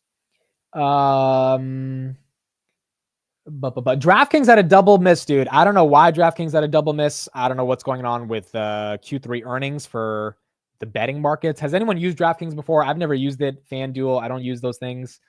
I'm not a big gambler, but they're not down 17% anymore. They're down DraftKings 5%. Update on the earnings. So Open Door is up 2%. Sweet Green's down 10%. Billings is up 15%. Bill Holdings, that's nice. Toast is up 21%. Fortinet's down 6%. Pinterest is down 14%. Trade Desk is down 9%. Cloudflare is down 7%. Square is down 7%. Redfin's down 15%. Affirm's down 2%. DraftKings down 5%. Rivian's up 2%. Airbnb is now red, probably because that earnings call is like hard to listen to. Monster's down 2%. Expedia's up 2%, Serve's down 9%, Yelp is up 1%, Axon's up 11%, Unity's down 2%, Arista's down 7%, SMR is down 5%, Upstart's up 16%, Archer is up 1.4%, and then Lucid is up 4%. Those were the earnings so far for today. Not a big gambler, but YOLOs on stock options. Okay. With options, if there's an asymmetric opportunity, then that is more of a meaningful gamble. But if it's like, are the Lakers going to win, or will, Patrick Mahomes have 5 touchdowns? It's like, dude, I don't know. And maybe because I'm not that big into sports anymore, but that stuff is like just literally gambling in my opinion. But there's some people that are good at it because they really study sports and they know how to deal with it. Where's Hood after hours? Where's Hood? And look, Hood's not getting into the gambling. I don't think Hood's taking market share from DraftKings. I mean, Hood launched one product over 5 days. I don't think that has anything to do with DraftKings earnings. It's something to do with the betting markets just not getting that much momentum right there. Robinhood is down 1% after hours at 29.01. Again, Robinhood was up a lot yesterday. I expect consolidation between 27 to 29. I would like it to be 28 to 29, but that's where I expect consolidation. Bitcoin right here dropping a little bit as well, 76,106 currently right now. Honest didn't have earnings today. Honest did not have earnings. So I don't think we have any results for Honest today, the Honest company. I mean, they're up 2% after hours. I don't think they had earnings. Let me know if I'm wrong, but I don't think Honest had earnings. Open Door. So I'll show you guys the results on Open Door. Open Door is up 3%. I don't know if the call is that interesting to listen to when it comes to Open Door, but they did have a double beat, which is why the market is kind of excited. They were up like 10%, but now they're not. 1.4 billion in revenue, 40% year-over-year growth. Again, Open Door is competing with 2023. It's very easy comps, but nonetheless. And they bought 3,500 homes. And so market's up 3% on Open Door because of that. But it was up at $2.50 15 cents. Now it's back at $1.94. I thought Affirm would be profitable, dude. That part, and if they're saying it's going to take 3 quarters, that is, I did not expect that. Affirm now down about 2%. I thought they would be profitable. Grinder is up 4.5%. I don't know if I'm ever going to get an entry price on this thing, dude. I was thinking the other day of just pulling the trigger at $13.50, but I was like, you know what? I should be patient. Sometimes I think I got to go with my gut, dude. It's just sometimes you get scared because you're like, you have a thesis, but you're just not fully sure if, and you don't want to get like ahead of yourself and be like, well, I'm definitely going to be right on this, because then you're not, right? So this is why investing is so hard. When you put money behind a thesis, you're either right or you're wrong. There's like no in between. Now, it might take time to be right or wrong, but it's tough. It is a really tough game. Increasing the revenue growth to 30%, 29% is not bad. Markets now, Grinder is up, I think, 60% year to date. It's outperforming a lot of stocks. Grinder stock year to date, 72%, dude. Holy crap. The other reason I should have gone with Grinder, dude, is because all of you guys hated it. And that was a signal. Like, if everyone hates something, like in general, it's not just you guys, but in general, like when I tell people this name, they're like, oh, Grinder? Like, that's good. You want a negative reaction, because then that means if I say NVIDIA and you're like, yeah, that's awesome, it's probably because NVIDIA is like, everyone knows about NVIDIA, right? There's no alpha. But if I say this and you're like, that's like, okay, people don't know about it. So maybe there's something there. But let's see. I'll probably go to their transcript later and see what they are saying. Should have bought Intel. Yeah, I mean, look, at 18, I didn't touch Intel. I was too scared of it. So whoever touched that at 18, congrats to you, because I was not touching it. I was too scared. It looks like, at least with Trump, they might be able to turn this around. Okay, Archer starting in 2 minutes. So this will be my first time listening to Archer management. I was very impressed by Elf yesterday. Very impressed. I thought Elf CEO was like, and I think the CFO or CMO was with him. It was a lady. Both of them just like crushed it. And it really made me confident if I ever thought about getting into Elf just by hearing them. So let's see if Archer can do the same. SoFi, 1196 after hours. Where is Palantir after hours? We are at 55.73. CleanSpark, still no news. CleanSpark is still halted. I'll let you guys know during Archer if we get some news from CleanSpark, but they are still halted as well. Up 15% on my Elf shares. Congrats. That was awesome. That was great. We'll be listening to Archer, not Square. So if you want to listen to Square, you can go to their website and, well, I'll put it in the chat right here. You can get it from here. But we'll be listening to Archer and see what they have to say. Sheetal says, Amit, I have CRM at 311. Wait a second. Salesforce is at 311? Really? It's there? Yeah, look at that. Salesforce is up 2% today. You bought it at 217. Should I sell or hold it? I mean, look, if you got in at the low at 217, I think the very low is 212. I would hold Salesforce. I mean, they have this whole new agent force thing around AI. If the market is willing to give them some premium, they're not going to grow like crazy, but at 217, I think you got the bottom, bro. I don't think Salesforce is going back to 217. So I would listen to the earnings and see what they say, but Mark Benioff's very excited about agents and incorporating that to Salesforce, so maybe that is positive for them. All right, so let's see. Archer should be starting very soon. About 30 seconds, and then we'll listen to them. Admit, do you use Grindr? No, I don't use it. I'm not gay. I really just think they have a monopoly on gay dating. And it's a controversial investment thesis, which is what I like. So I have downloaded the app. The app is a horrible user experience. I have to at least test out the app. The app sucked, but I think the company might be good. All right, here we go. Good afternoon. Welcome to today's Archer Aviation third quarter 2024 financial results conference call. My name is Victoria, and I'll be your moderator today. All lines will be muted during the presentation portion of the call, with an opportunity for questions and answers at the end. If you would like to ask a question, please press star followed by 1 on your telephone keypad. I would now like to pass the conference over to your host, Eric Lentell, Archer's General Counsel. Thank you. You may proceed, Eric. Good afternoon, and thank you for joining Archer's earnings call. This is Eric Lentell, Archer's General Counsel. On our call today, we'll be making forward-looking statements. Those forward-looking statements are based on assumptions as of today, and we undertake no obligation to update the statements as a result of new information or future events. These statements involve risks and uncertainties that may cause actual results to differ materially from those contemplated by the forward-looking statements. For more information about those risks and uncertainties, Please refer to the risk factors in our SEC filings. We will also be discussing both GAAP and non-GAAP financial measures on today's call. A reconciliation of those GAAP to non-GAAP financial measures is included in our shareholder letter and earnings release from today. And with the legalese out of the way, I'll turn the call over to Adam. Adam? Thanks, Eric.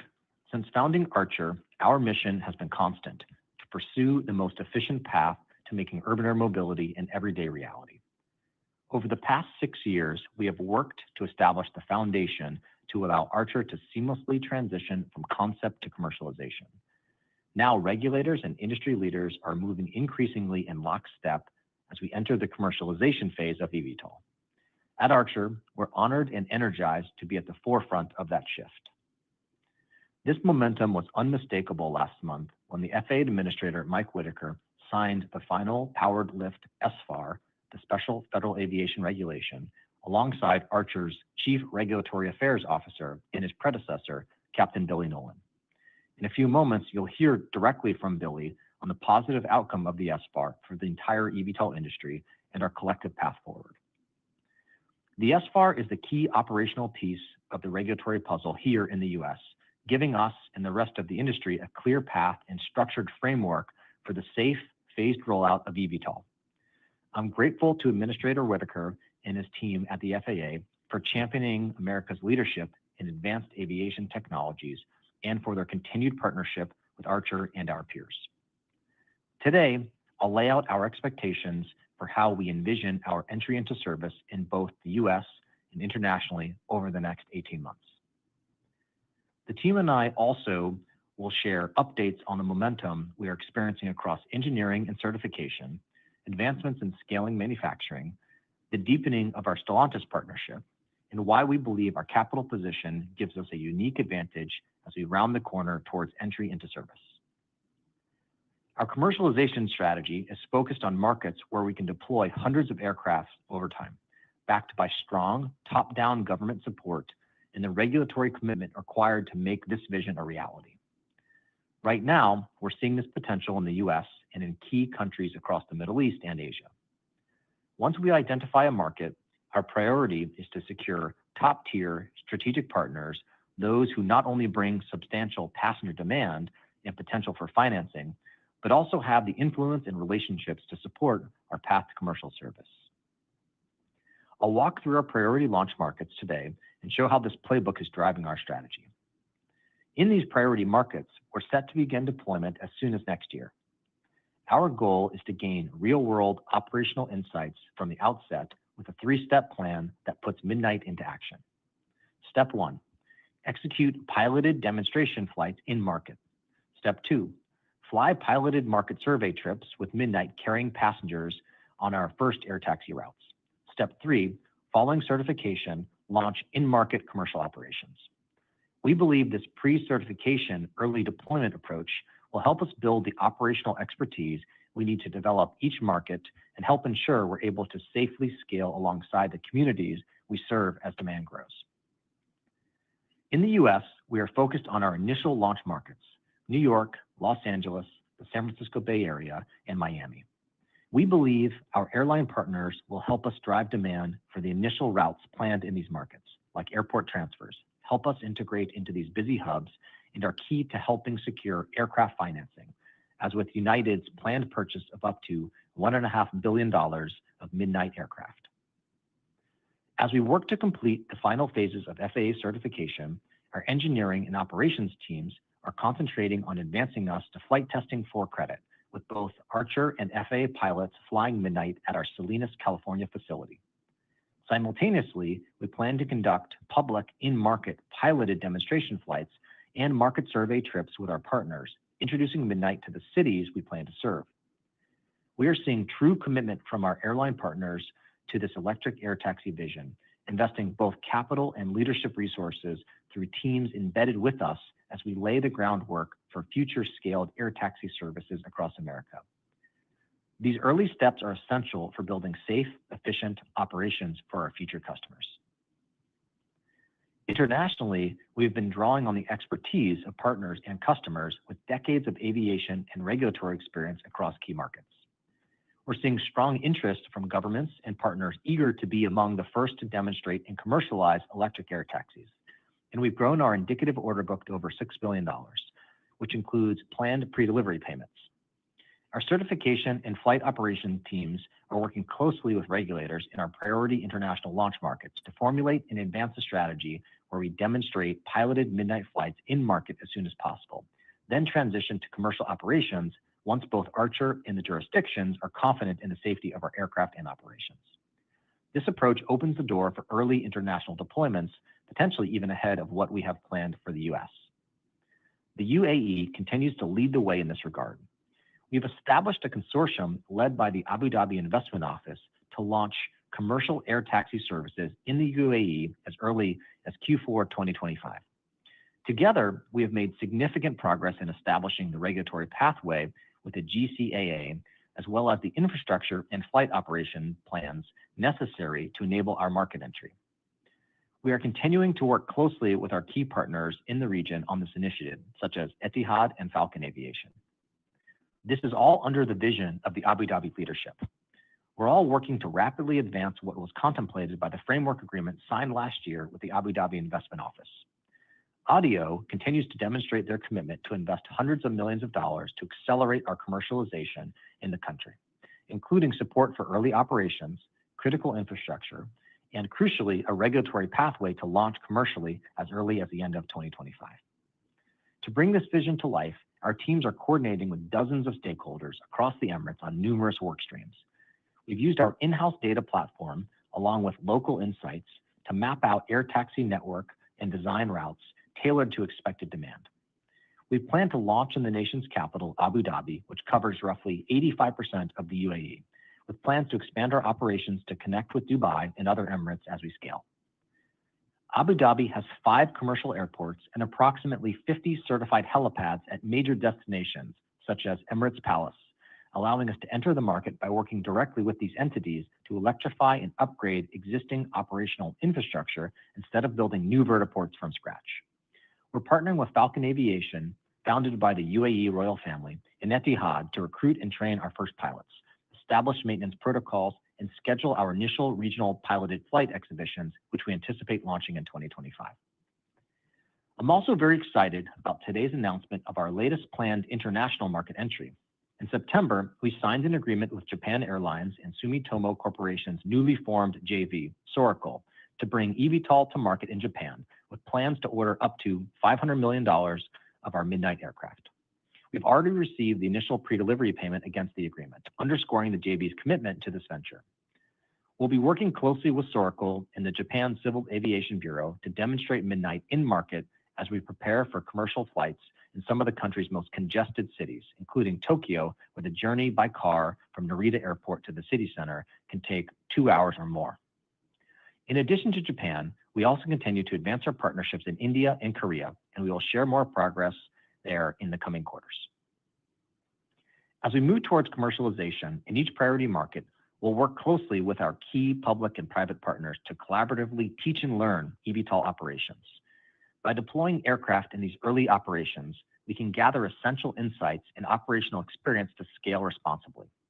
This measured approach allows us to refine our processes while fostering strong foundational relationships with the communities we plan to serve. We see this as more than just building an air mobility network. It's about creating a shared journey towards a cleaner, quieter, and more connected future. To support our commercialization plans, I'm proud to share that we are set to open our manufacturing facility in Covington, Georgia in the coming weeks. Our team has delivered this facility on time and on budget at a cost of approximately $65 million.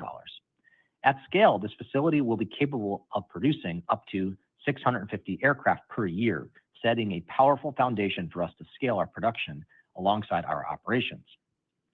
Now that we have substantially completed construction, we're on track to begin loading in the manufacturing line equipment by year-end, with our first line set to become operational early next year.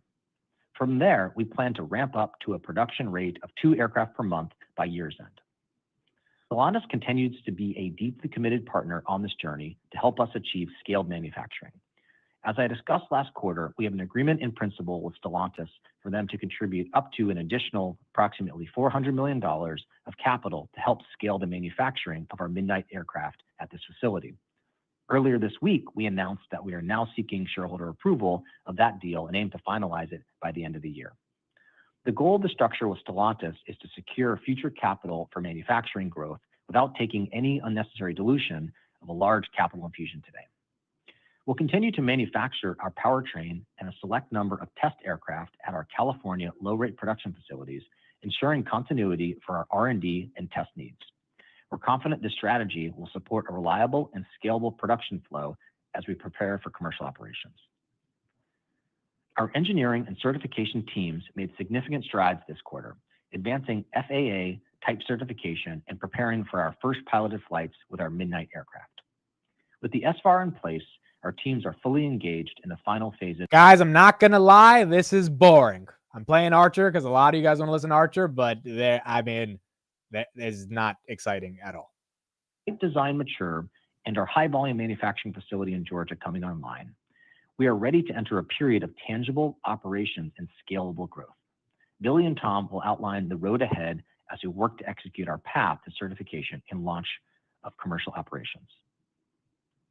The Department of Defense continues to actively engage the industry with increasing momentum. Our contracts with the DoD, which we understand to be the largest in the industry, have grown to a maximum value of $148 million. Just last quarter, we recently delivered our first Midnight aircraft to the United States Air Force under those contracts, a milestone that paved the way. All right, all of you are saying it's boring as well. Do we want to go to Grindr? I feel like Grindr might be boring too, but maybe it's a little bit more exciting than this, bro. Maybe. Yes or no? Let me see what you say in the chat, and then we'll keep going. The strategic benefits of eVTOL to government partners, including other branches, as well as our allies overseas.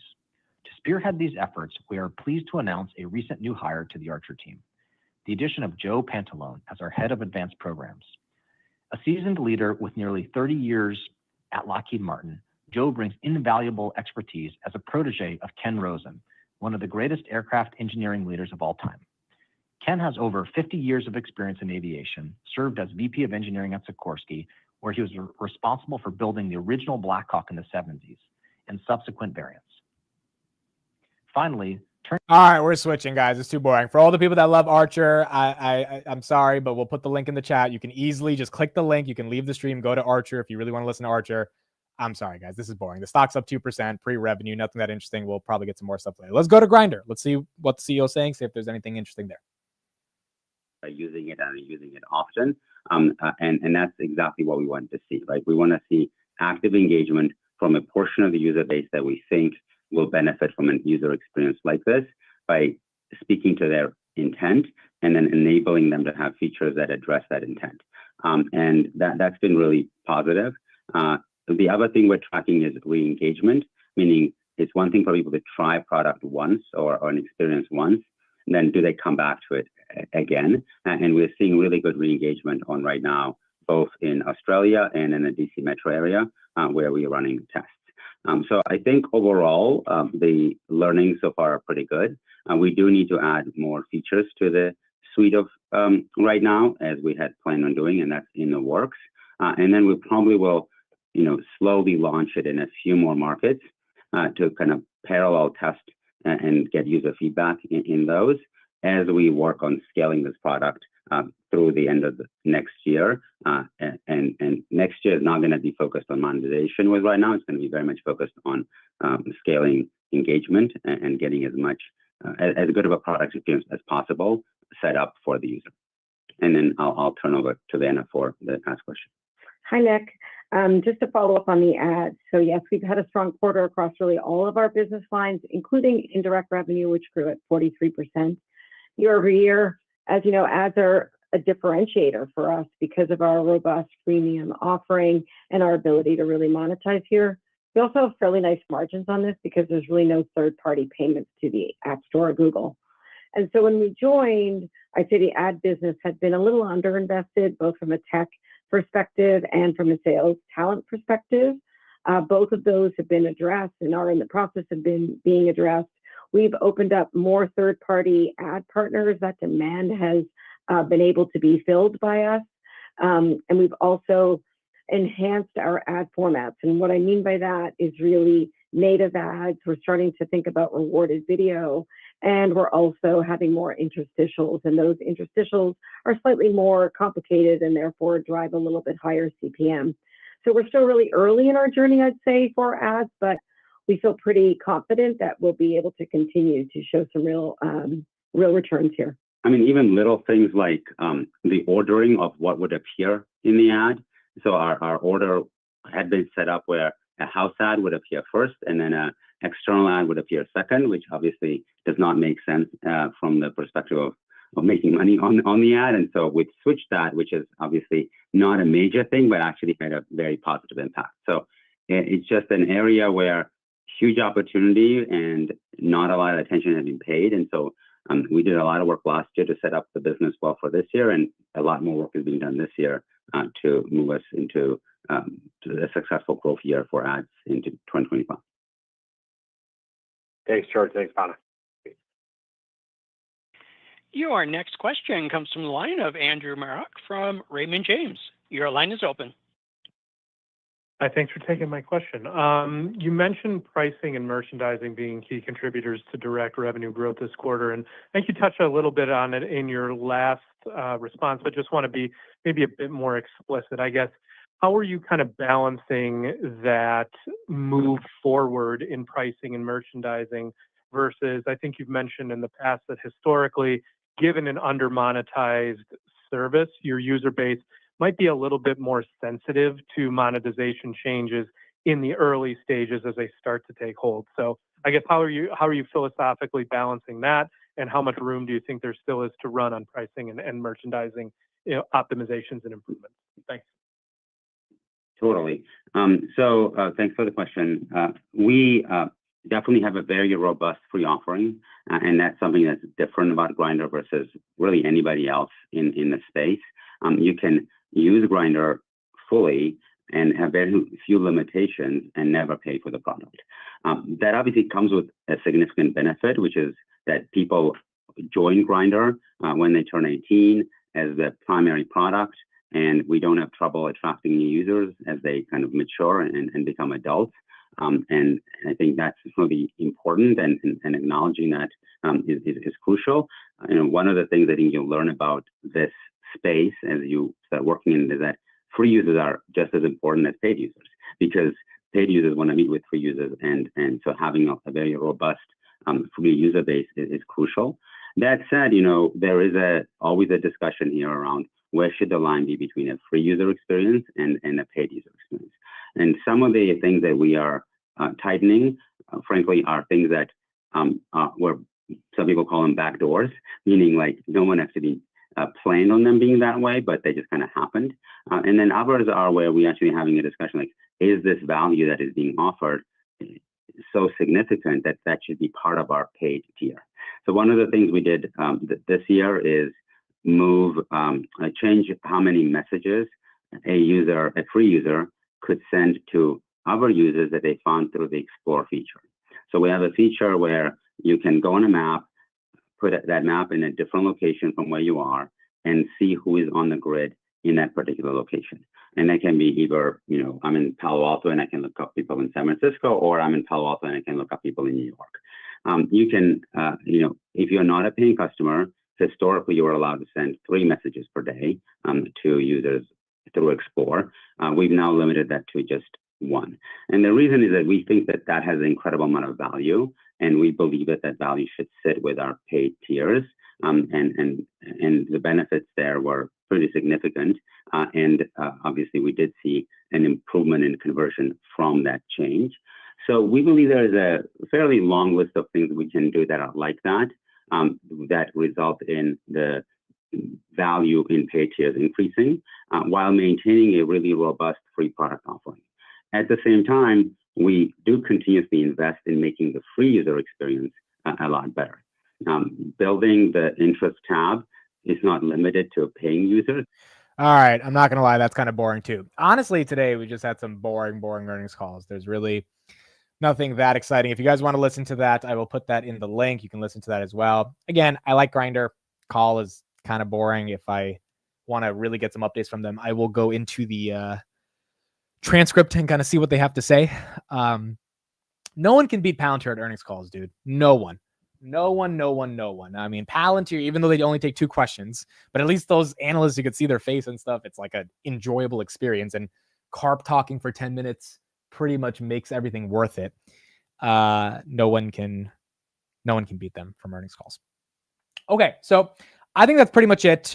We will have the market open again tomorrow. I'm looking at all these stocks after hours. Grindr is pumping after hours, up about 5%. But a weird day. Riot's down 3%. CleanSpark still halted. Riot's another Bitcoin miner, maybe signaling something about CleanSpark. Marathon is another Bitcoin miner. They're down 2%. So whatever CleanSpark's going to say, I don't know if it's good news. But the other Bitcoin miners are indeed down. Open Doors up 3%, Sweetgreen's down 8%, Bill is up 14%, Toast is up 17%, Fortinet's down 5%, Pinterest down 12%, Trade Desk down 10%, Cloudflare down 9%, Square down 3%, Redfin down 12%, Affirm down 2%, DraftKings down 5%, Rivian's up 2%, Airbnb's down now 4%. Airbnb was up 12% after hours at one point, or 11%. Monster down 1%. Archer Aviation is up 2%. Lucid's up 7%, SMR is up 4%, Upstart's up 14%, Unity is basically up 1%, Arista's down 5%, Yelp's down 1%, Axon's up 12%, Expedia's up 3%, and Serve Robotics is down 9.3%. So kind of a nasty earnings across the board. Like, I think out of those 20 companies, at least 10 of them are down right now, maybe a little bit more than that, 12 of them. So not the best earnings across the board. Did get some double misses, which was not the best.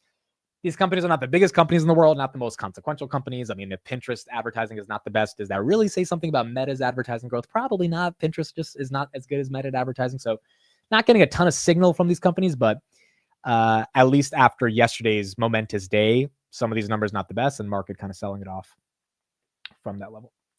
Are there any companies that do a video of the conference call besides Palantir? I don't think so. I mean, I feel like there has to be a couple of them, but I don't think so. I think it's Palantir. I think it's at least the one that's noteworthy is Palantir.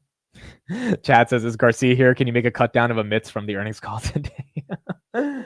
Oh my gosh, bro. The most exciting thing today was Jay Powell talking about Trump, and that was it.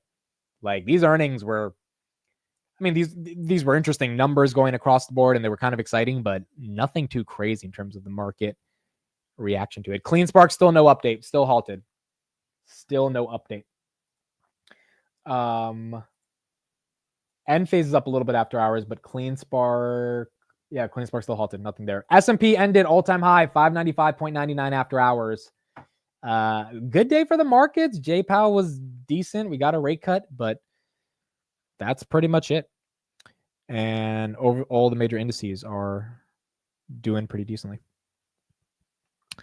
Upstart, I mean, look, Upstart, I've got to go through Upstart's transcript and figure out why the market loves them so much, but they're up 13%, again, up almost 150% over the past 2 months. Market cap of Upstart at this level is $5 billion, which, I mean, it's not a big company, so there's got to be something here that they introduced. Rate cuts are really good for their lending business.